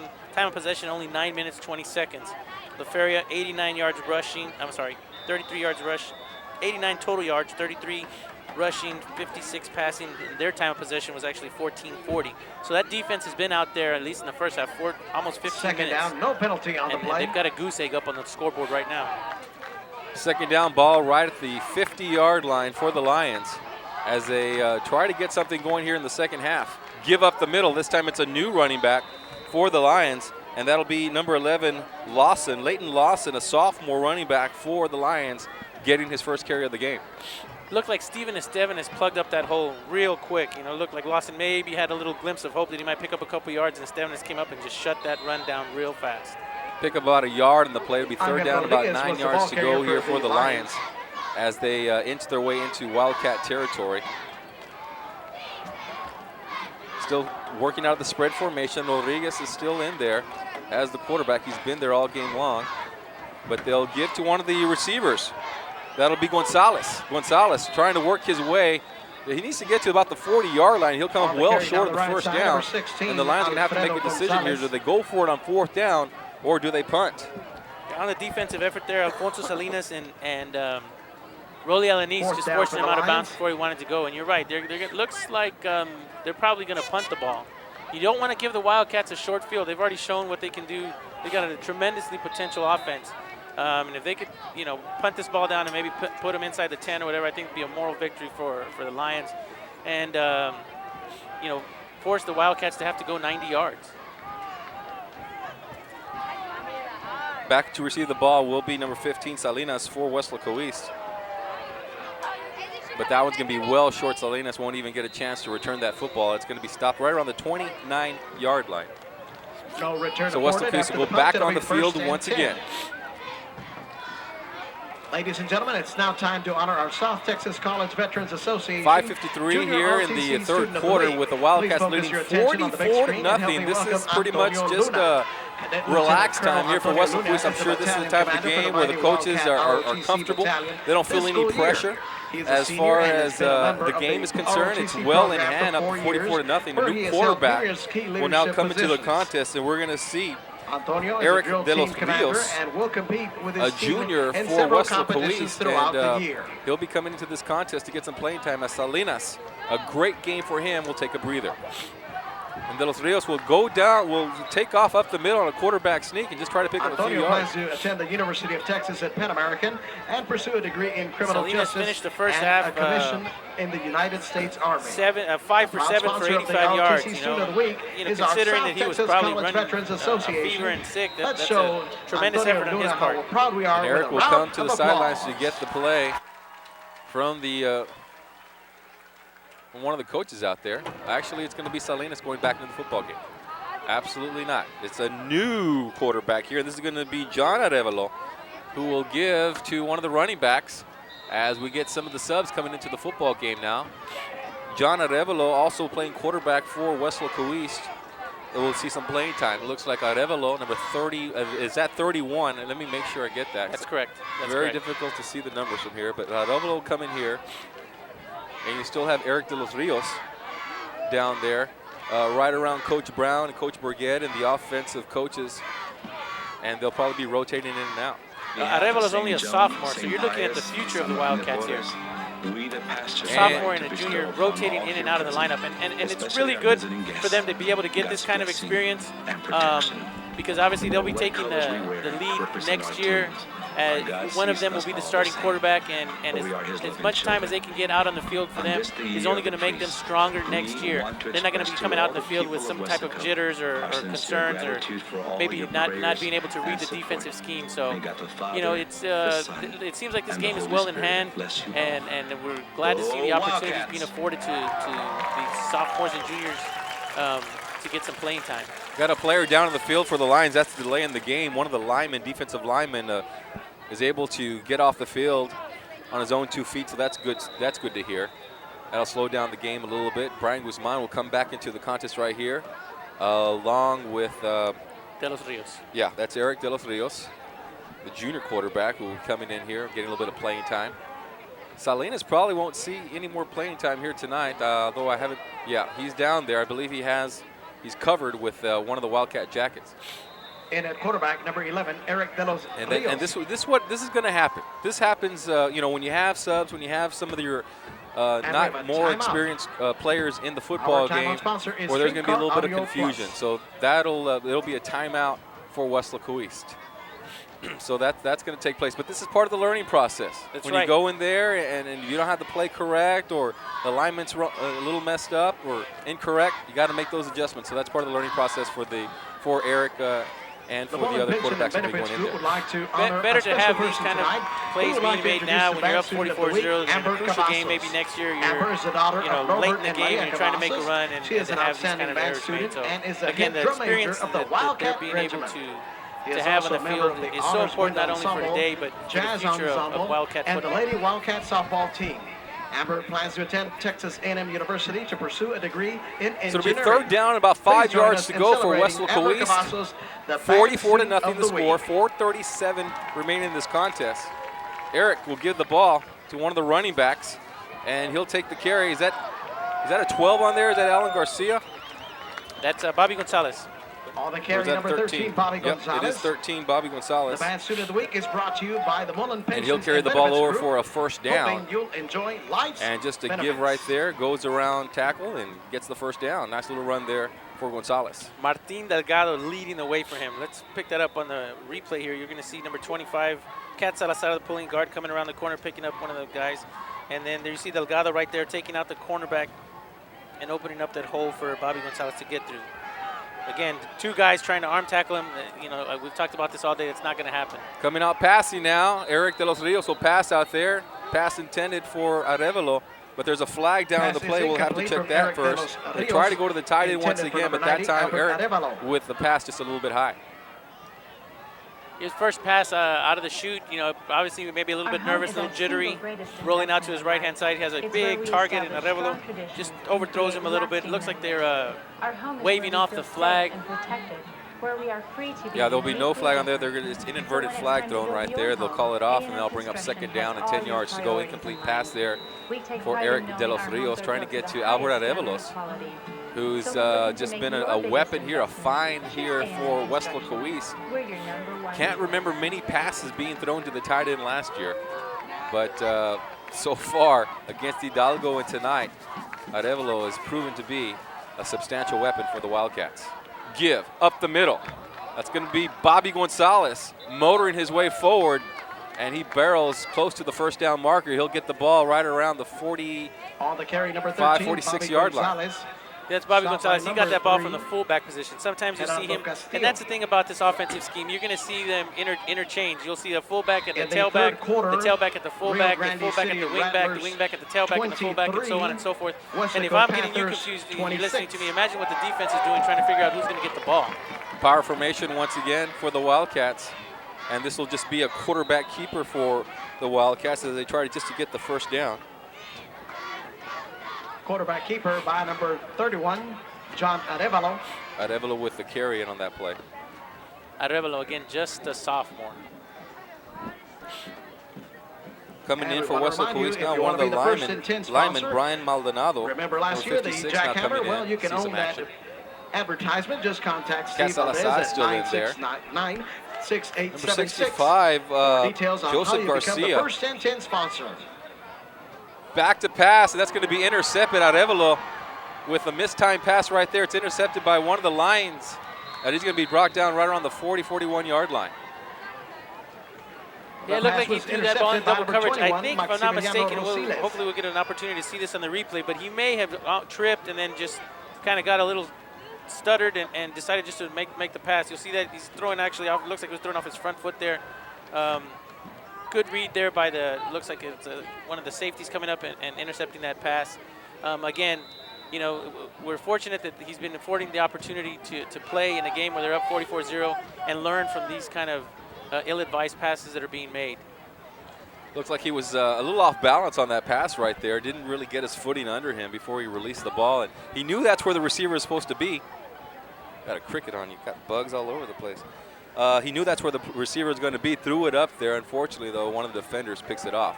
Back to pass. This will be Rodriguez. He goes deep down the field. The coverage is there for Weslaco East. Oh, my goodness, though. The catch is made by the Lion receiver. That's Jimenez, Gilbert Jimenez, with a nice catch. By number 12, Justin Rodriguez. The coverage was just amazing. Watch this on the replay. You're going to see, if I'm not mistaken, was that Allen? No, that was Salinas. He's just all over this play. You got to give credit to the receiver for concentrating and never losing his focus as Salinas comes and tries to bat the ball down. He goes up, as all receivers should, and catches a ball at the highest point and brings it down and makes a great reception. It'll be first down and 10 as now the Lions in Wildcat territory at the 42-yard line. As they move the ball down the field, that's actually the 32-yard line, I should say, and the carry there by one of the Lions, Ovidio. All the carry down the right side, number 20, Enrique Gabriel Oviedo. Martinez, first guy that had a chance to get him there in the backfield. He got through the line pretty quick, and just Ovidio was able to stiff arm him and get away from him and turn that into a positive gain. You know what I just noticed is they're on the 25 there. In deep in Wildcat territory for the first time this evening. Yeah, big play down the field, that long pass. They were able to get the ball down the field, and a nice little run by Ovidio. And now the Lions are in business here at the 25-yard line, trying to put some points on the board. And I know Coach Guzman and the defensive staff, they would like to pitch a shutout here tonight. Ovidio trying to go to the outside, and he's going to be brought down. Weslaco East, Rolly Alanis with a nice tackle right there, number 5 for the Wildcats. As he does a good job, and that's what you're supposed to do as a corner or as an outside linebacker, is keep that runner inside the lanes, not let him get to the outside, and that's what Alanis did right there. Him and Art Medrano both just made a tremendous play on that, making sure that the runner gained a minimal yardage on that run. What he's trying to do, Ovidio's trying to bounce to the outside, but Alanis was right there to corral him and move him back in where he can get help from the rest of his teammates. Third down now. Third down and 3 yards. You got to believe now this is 4-down territory for the Lions, desperately looking to put some points on the board, try to have some type of offensive showing here tonight. It's going to be a give. Can they get the first down? The Lions will pick up the first down and a little bit more. On the attack, on the run there will be Jimenez once again. He's the one that came up with a nice catch earlier in this drive, and now the good little run, and the Lions keep the drive alive with the first down.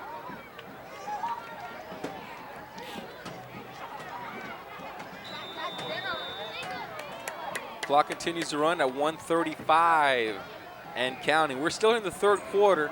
This game is pretty much well out of hand at 44-0. It's now just play it out time and see what can happen and see what you can do with the Wildcats still on the field here defensively, trying to pitch a shutout. Up the middle goes Ovidio as he's showing some moves here, and he'll pick up about 7 or 8 yards, and he's now inside the 10-yard line. The Lions trying to put something on the board. They still got, and for a 3A school, they brought a pretty good crowd with them, and a lot of their fans are still here. And that's one of the things. You're a proud parent. You're a proud Lion. A Lion fan, you're going to watch your team till the end. If you can get to put some points on the board, you're going to stay here and watch. It's a nice night here, not too hot, not too cold, so why not sit back and enjoy this football game? And definitely not wet. Very thankful that there's no rain out here today. All right, here come the Lions on a second down. Look like a little movement right here. There's going to be a pass to the outside. A catch is made by the Lions. That's going to be Gonzales with the catch, but we'll have to check the flag here. It looked like there was some type of illegal procedure, or was it offsides? We'll check the flags right now. It looked like somebody jumped offsides. It may have been 88 Frank Ramirez who jumped offsides. Hit by number 88, Frank Ramirez. He was also in on that tackle. Just a tremendous hit he put on the receiver as he was coming down the sidelines. So it will be offsides against the Wildcats. They'll decline that, and that'll bring up a first down and goal to go for the Lions. Ball now sitting at the 2-yard line. As the Lions, you can see Coach Guzman down there. He's calling the signals. He has the goal line stands now here. Sometimes we'll even see Cat Salazar come in on some of these plays on the goal line stands. And they're going to do whatever they can to try to keep they'll have 4 downs, though. The Lions will, to put points on the board here. Ball at the middle. Ovidio, he'll get back to maybe pick up half a yard.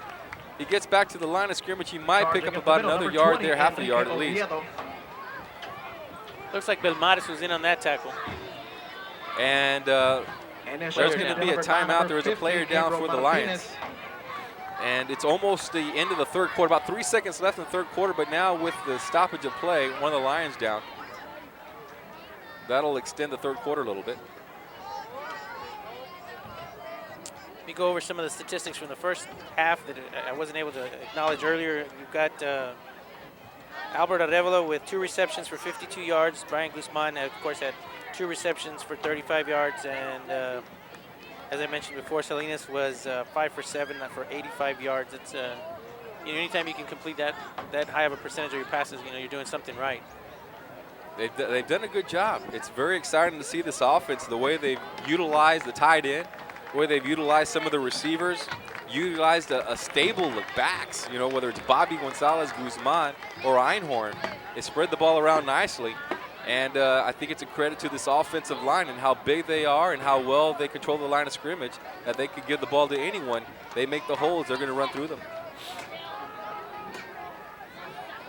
This as we've talked about earlier in the evening, this district is tough.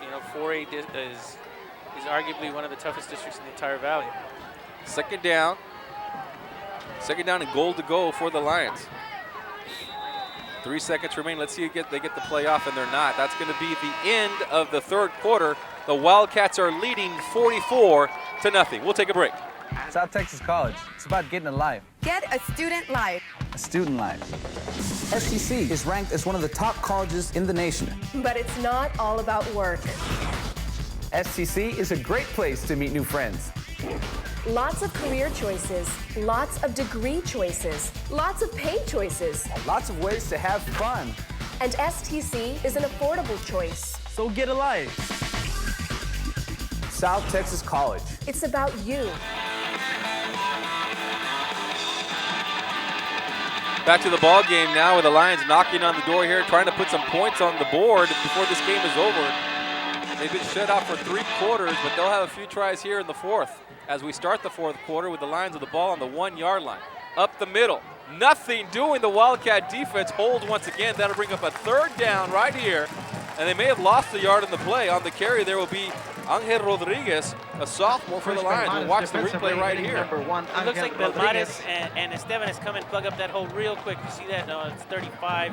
I'm sorry, that's actually Eugene Manrique. That's the 2nd time that La Feria runs that play, and they got a couple of yards the first time they ran it, but quickly the defense adjusted and saw the play coming and shut that down.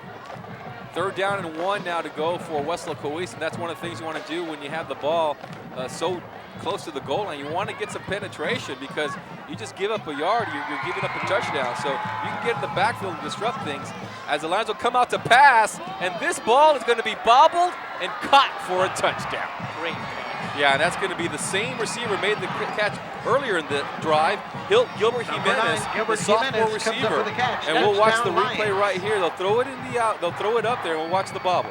Nothing wrong with the coverage there. Look at that. There's Salinas going up, catching the ball at its highest point. He's actually, looks like number 9 just takes the ball away from him and comes in for the score. Yeah, just a tremendous athlete there, Jimenez, for the Lions to go up there and make that Number catch. 8, Brian Vasquez will attempt the extra point. So got to give credit where credit is due for the Lions, and he goes up there and makes the catch. Just good coverage there by the Wildcats. 2nd big catch for that young man in this drive, this football game. Kick is up. It looks like it's good, and it is. So the Wildcats put their first points on the board. And the extra point is good. Make it 44-7. 11 left Alan Garcia diving through there, almost blocked that. I Lions 7. Venture to say that he will have at least 1, if not 2, blocked kicks before this season is over. I remember him doing that several times last year. Together with UTPA gear. And we'll have to see how the Wildcats do in this 32-4A district. I believe the power of Ed Calchelsa is no longer the dominant force that they've been in years past. If you take a look at what they did last year, the JVs and the sophomores not as talented, and the players they have coming back, Mercedes will still be a team to be reckoned with. And the Mission Eagles, so far they started the young season 2-0 on the year. So those are going to be some of the teams that the Wildcats will be competing for. Of course, 4 teams go to the playoffs, but you got Ed Calchelsa, Mercedes, Mission, and Weslaco is probably the top 4 teams in the district. They'll be all battling for a 32-4 would like to attend Texas A&M College Station I'm not or real sure Rice what the figure is or what the number University is, to study biology or graphic design. On behalf of South Texas College, please join me in a round of applause for Alex Aceves, this week's STC Academic Student of the Week. incredible accomplishment given the short amount of years that East has been in existence. I think this is just their 8th or 9th year that they've been in existence, and to be able to pick up a district title would be a tremendous accomplishment. I know the game against Ed Calcelsa will take place in Ed Calcelsa. We had them here last year. The Mercedes if you purchased game, a ticket from the Booster which was a Club heartbreaker loss raffle last of the year, football, will get your take place tickets here at out. Bobby Lackey Stadium. We'll be reading the so lucky that'll work number to the in a advantage bit. of the Wildcats. Anticipating the onside here, got their hands group up front. They'll kick it off, kick it away, I should say, and this ball will stay in. No, it bounces out of bounds. So a flag will come out, and the Wildcats will have the option of re-kicking or taking the ball at the 35-yard line. Interesting to note, there's Cat Salazar in on the hands team up front. And it just goes to show how much confidence the Okay, coaches folks, have if you have ticket number 795-052, you are the winner. Ticket number 795-052. Go down to the 50-yard line to claim your He's used to prize. handling the pressure. He's used to the ball coming at him. That might be one of the reasons why he's out there during the onside kick. We got coming out of the quarterback here. Looks like Los Rios. We've got Erik out there, quarterbacking for the Wildcats. I believe Guzman is still in there. He's in the fullback spot. And they're going to give it to the back, the tailback position. That's for Delgado. Weslaco East, Delgado. Pretty sure? Oh, 25, yes, 25. Delgado. On the carry number 25, Martin Delgado. So we'll watch the replay right here as Guzman will go up there with the hit, a little bit of penetration, but look at the nice little move by Delgado. A little bit of penetration by the Lions, but Delgado with just a little shifty move right there at the point of attack. He gets around him and able to pick up at least a couple of yards. So that'll bring up a 2nd down and 7 to go. Still a lot of time in this football game. Up 44-7. Got 10:31 still left in this contest. Here's the carry. That's Bobby Gonzales streaking his way to the right-hand side. Gonzales gets into Lion territory as Gonzales having a pretty good game running here down tonight. the right side by number 13, Bobby that play Gonzales. set up, again, as we will say many times throughout this season, watch On this. the tackle Ryan for Guzman the Lions, coming around number the corner. 77, There's a Tommy cornerback Ray that comes up. Trevino. Look at this right here. Just takes him out with a nice little roll block. Did a tremendous job. You're going to see these two young men working together for the next 2 years, and you're going to see a lot of them, a lot of Guzman blocks, a lot of Guzman touchdowns. You're going to see a lot of Bobby Gonzales blocks, a lot of Bobby Gonzales touchdowns. You're going to see a lot of Addison Einhorn. You're going to see a lot of Salinas. You know, again, we go over the names on this arsenal of offensive weapons that this team has, and it seems like it never ends. You know, one guy comes out, another guy comes in. You're going to have fresh legs all the time. Coming out of the game now for Weslaco East, I believe that's, is that Cat? Yeah, Cat Salazar will come out, take a breather. He'll probably be done for the game. He takes off his helmet. He's a tremendous athlete. Cat Salazar in powerlifting and football. He hustles down the field to make his blocks. He's the punter. This football team is an all-district punter, all-district lineman, silver medalist in powerlifting. Just a tremendous athlete. So here we go, the Wildcats with the ball at the 45-yard line now. 1st down and 10 to go. And that's going to be Guzman up the middle. Get excited when Guzman carries the football because positive things always happen when he gets his hands on the ball. And then when you see a big hole like that, you never know what he's going to do. He's that powerful of a runner. He's pretty explosive. Doesn't have the breakaway speed that maybe Einhorn has. But if you put a hole out there and you get a couple of guys out there, he's going to run over them. That makes it exciting to watch him run. Einhorn's probably the speedster on this football team, with Guzman the power back, and Gonzales a little combination of both. So Erik here, de los Rios, still quarterbacking for the team. Gonzales he got hit right there on that play, trying to get the first down. The flag on the play, but we'll have to check that. Flag came out pretty quick there. Could be a motion.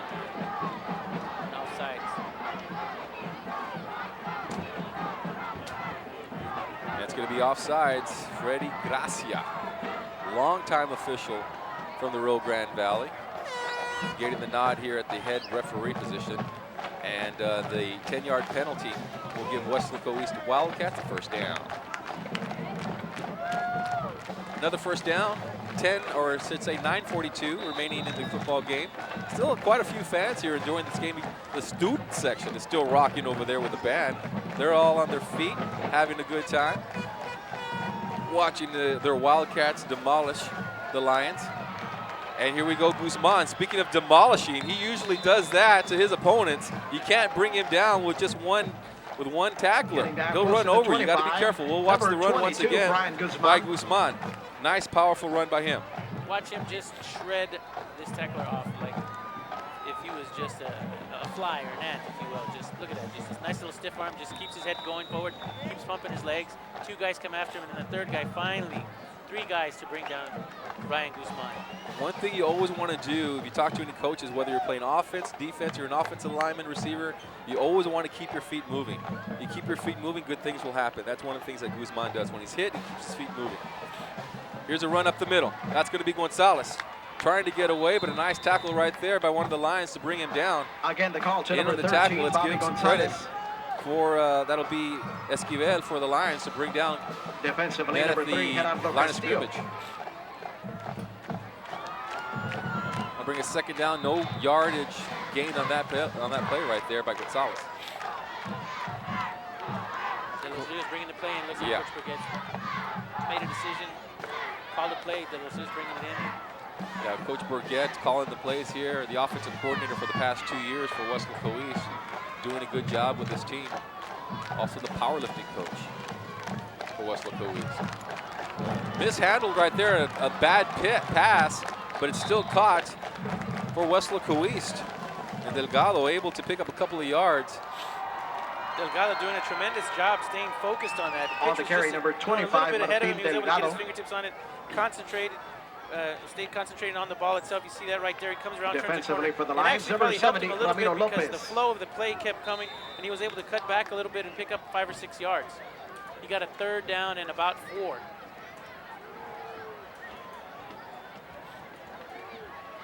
Looks like number 9, Adrian Casas, is coming in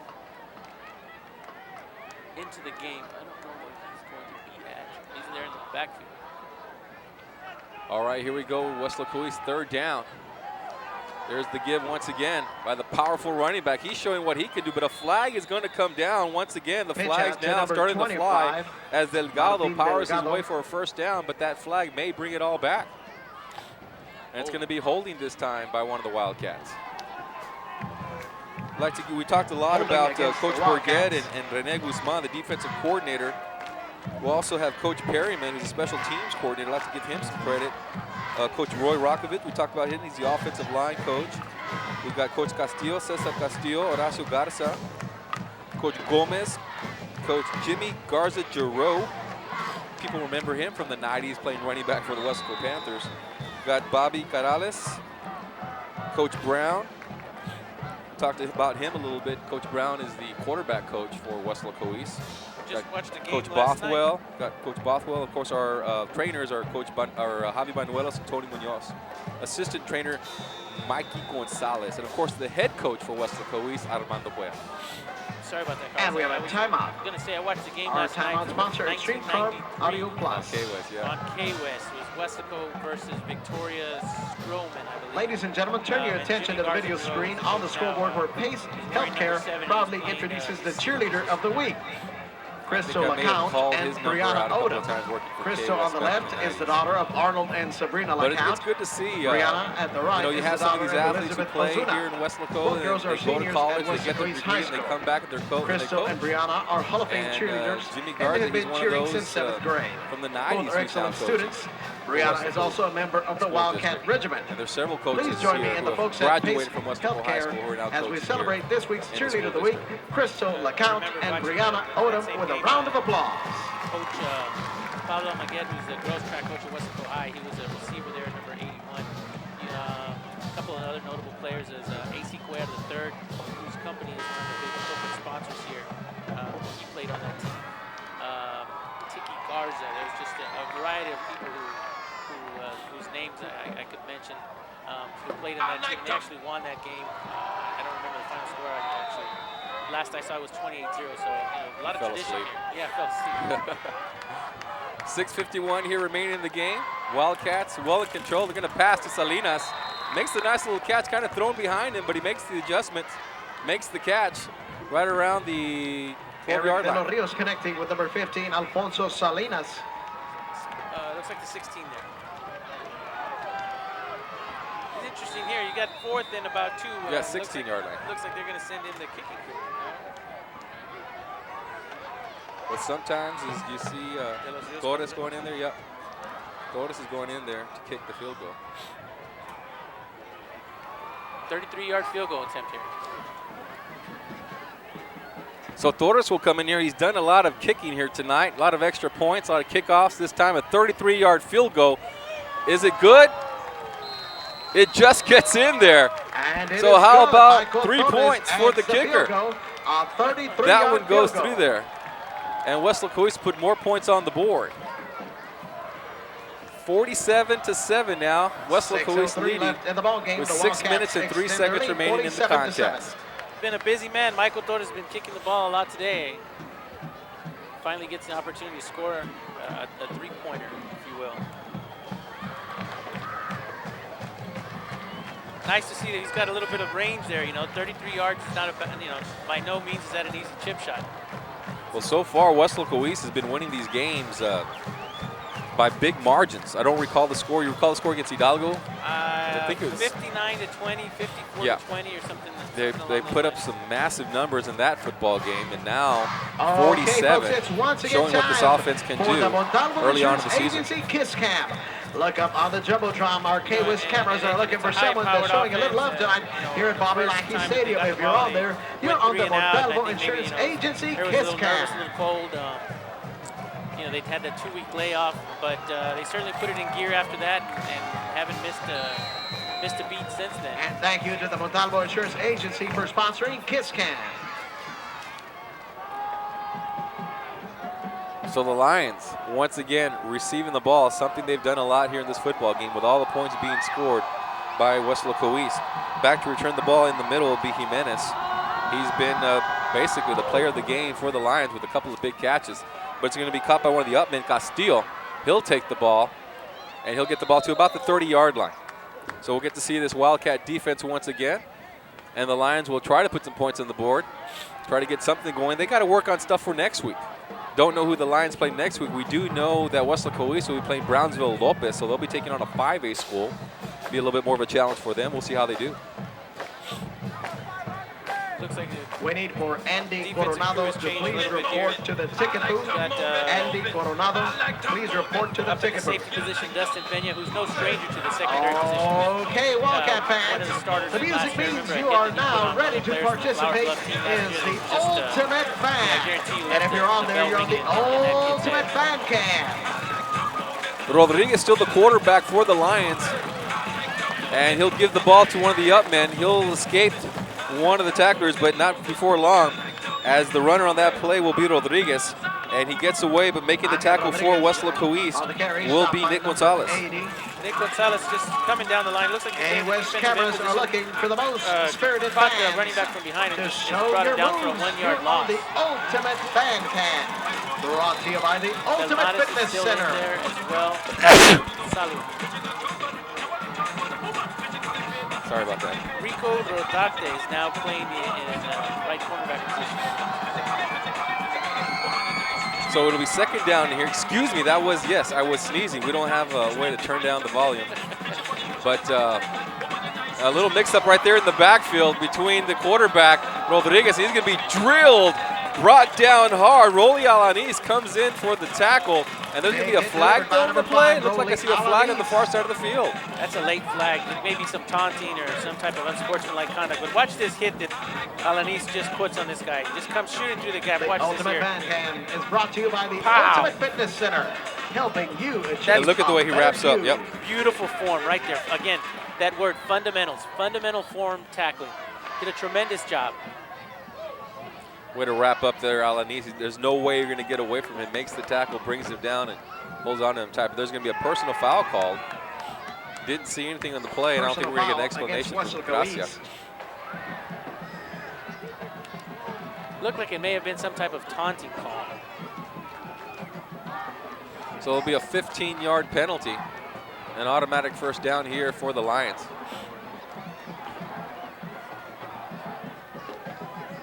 That'll move the ball all the way to the 40-yard line.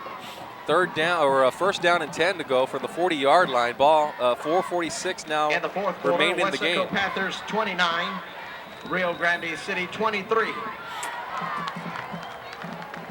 Getting some scores from Rio Grande City. Good to hear the Panthers are winning over there against the Rattlers.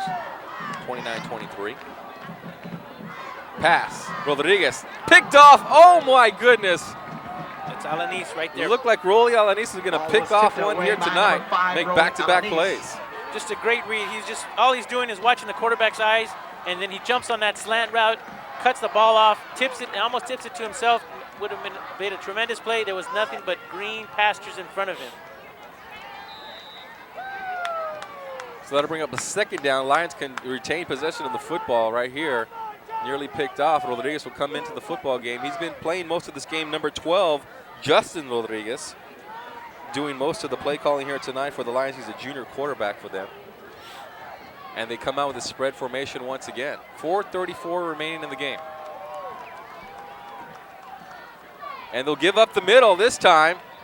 And the Lions will pick up about 5 yards on the carry. On the run, there will be David Amunda. On the stop of number 1, Angel David Rodriguez. Amunda running that ball up the middle. He's being brought down there by Chris Belmares. Belmares having a very, very good game today. He's been on at least 5 or 6 tackles. And that's going to be Ahumada, I should say. Ahumada. Ahumada? Ahumada? Not a common name here. So the Lions here driving the ball down the field, picking up a couple of first down, one on the penalty. And here they are on third down, trying to get the first. Swing pass to the outside, bobbled, caught, and the receiver continues to go down the field. Nice little catch there, concentration by Gonzales. There's a flag on the play. Looks like it's going to be a holding call. Looks like number 11 from La Feria is actually, as the runner was headed down the field, Rico Rodarte, the cornerback, number 4, was actually being held. Let's see if that's the call. Yes, it is. Nice little You'll catch see there. right here on the replay. It's coming up right there. There's the hold. You see it. Official right on top of that. Good call. Well, this one will be coming back right here. Negates the nice catch by Gonzales.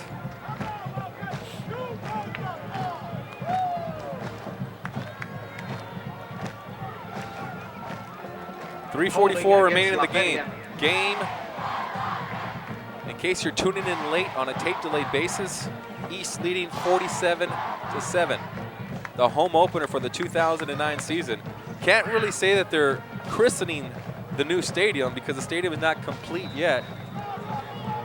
It's almost done. The stadium seats are all done. The backs are in. It's very, very nice. We're a lot higher. The capacity here has grown. The press box is not done yet, though. That'll be done in a couple more weeks. Give up the middle, and there's going to be a fumble, and that's going to be taken by the Weslaco Wildcats. Anthony Torres there on the recover. And it is recovered, number 67. Looks like there's a little mix-up there on the handoff. Not really sure who was supposed to get the ball. The ball comes flying out, and ever so alert, Anthony Torres just pounces on that ball and gives the ball back to the East Wildcats. 3:26 now remaining in the game, and you know, one of the things I like about here tonight, the game, they're up by 40 points, and you still have quite a few amount of people here at this football game. The entire student section is still here. They're up there having a good time, dancing around and doing things and enjoying the spirit of Friday Night Lights and having a good time. And a lot of the other fans are still here. I mean, it's good to see that all the parents and the fans are still watching this football game. The give to the outside. Once again, the run, a nice little run here for Weslaco East. Good little run there, Delgado with the carry, and he will come close to a first down. Delgado showing his elusiveness there. He looked like they were going to have him for about a 4-yard loss in the backfield. There was at least 3 guys who had an opportunity to get to him, and you know, you see him bobbling the ball there. He makes one guy miss. Another guy kind of wraps him up, but doesn't wrap him up enough. And again, you can't do that to a Wildcat runner. You got to, you know, tackle him with at least 3 or 4 guys on you, because if not, they're just going to keep on running. And Delgado, a nice little run for him, and where has he been hiding? Might want to give him a little bit more playing time. And this guy a little bit more playing time as well. Who is this? Number 36 for Weslaco. Justin Flores with a nice carry. That has to be, you got to give a lot of credit to that offensive line for opening some big holes. And of course the Lions, they got to be tired. You got to remember, this is a 3A school. They got to be tired. They're a 3A school. They have a lot of players that go back and forth, that go both ways, including the quarterback. We saw the quarterback playing for defense and offense. Flores is just a sophomore. There's Arevalo. Is that Nice. Flores again? Yeah, that's Flores again running the ball. And he's actually taking the handoff from John Arevalo, the other sophomore. So again, we're talking about seeing the future of the Wildcats out in the field right now. And they look real comfortable, to be honest with you, Carlos. It doesn't look like they're, concerned or nervous about being on this field at the varsity level. Well, it helps when you got a big, powerful offensive line, opening up some big holes and keeping the Lions' defensive attack in check back there. Here comes the run once again. Delgado on the carry that time. He'll pick up the first down. And the Wildcats now moving the ball quickly because you have some of the backups, who are now playing in the football game, and they like to put some points on the board. So what they do is try to get things going here. Don't want to just run out the clock. You got the ball right here at the 15-yard line or so, 16-yard line. Get the ball in there, put some points on the board. Try to get Delgado, try to get him some scoring. Get his name in the paper. Give up the middle. There's the fumble, though. Arevalo loses the ball, but he may have picked up his own fumble. And he did. He picked up yards on the carry, too. Well, watch the replay right here as he bobbled the ball at the line of scrimmage, and then he picks up his own fumble. Just a missed handle right there. Could be a little bit of nerves there, but you know what? Again, he's only a sophomore out of the big dance floor tonight and playing with the varsity. They'll be taking on Brownsville Lopez. That's next week's game. De Los Rios, the quarterback. He'll pitch it outside to Delgado. He's got some blockers, but he'll go down. As a nice little play there by one of the Lions. That'll be Castillo in on the tackle in the backfield. It looked like Carlos Cuet was out there trying to throw a lead block for him and just kind of stumbled over one of the defenders for the Feria Lions. We got 1 minute remaining in this football game as the Wildcats doing their best to put points on the board here, try to get some of these backup players their night under the lights. All right, here we go. That's De Los Rios at the helm now. Yeah, De Los Rios still the quarterback. Give up the middle. Nothing doing. And the Wildcats look like they're just going to be content on going into this football game or ending this football game with a 47-7 by number 36, score. Justin Flores.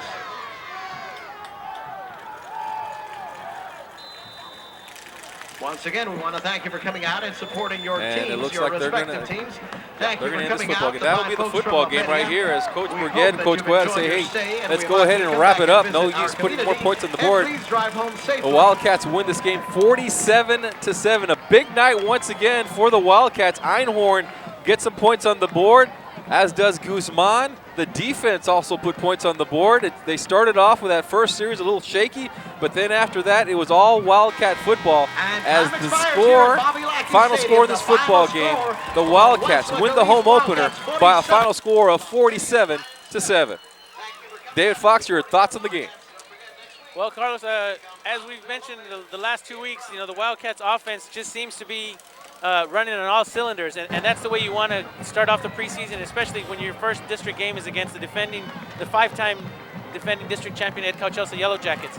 Next week we're going to go into Brownsville, and we're going to have an opportunity to face one of the 5A schools, and I think you're going to see a lot of the same offensive schemes, running the ball and passing the ball. Probably one of the unsung heroes of this game has got to be the defense itself. All 11 players that were out in the field. You had Belmares who intercepted a pass. I think Salinas intercepted a pass. And the defensive line just putting a tremendous amount of pressure on the quarterback. Frank Ramirez probably had, 2 or 3 sacks, if I'm not mistaken. Just a monster game. Belmares had a big game. Esteban has had a big game. Again, so many weapons for this team on the offensive side of the ball and so many weapons on the defensive side of the ball. Again, I've said this several times over the last 2 shows. It would not surprise me to see this team win a district title this year. They seem to have all the tools, and they seem to be, as I said before, running on all cylinders right now. The big name that sticks out to me over the past 2 games that I have seen is Albert Arevalo. He could be a factor in this season, because when you have a tight end like that who can not only block but who can also go out there and make some big plays, he's the type of player who could be the big difference in a football game. We talk about Tanguma for Ed Chelsea last year. I mean, he makes some big plays. When you have a big tight end like that who can go out there and make catches over the smaller defenders, that could be your big difference maker in a football game. Well, the Weslaco East Wildcats, once again, they win their home opener by a final score of 47-7. Good night, everybody.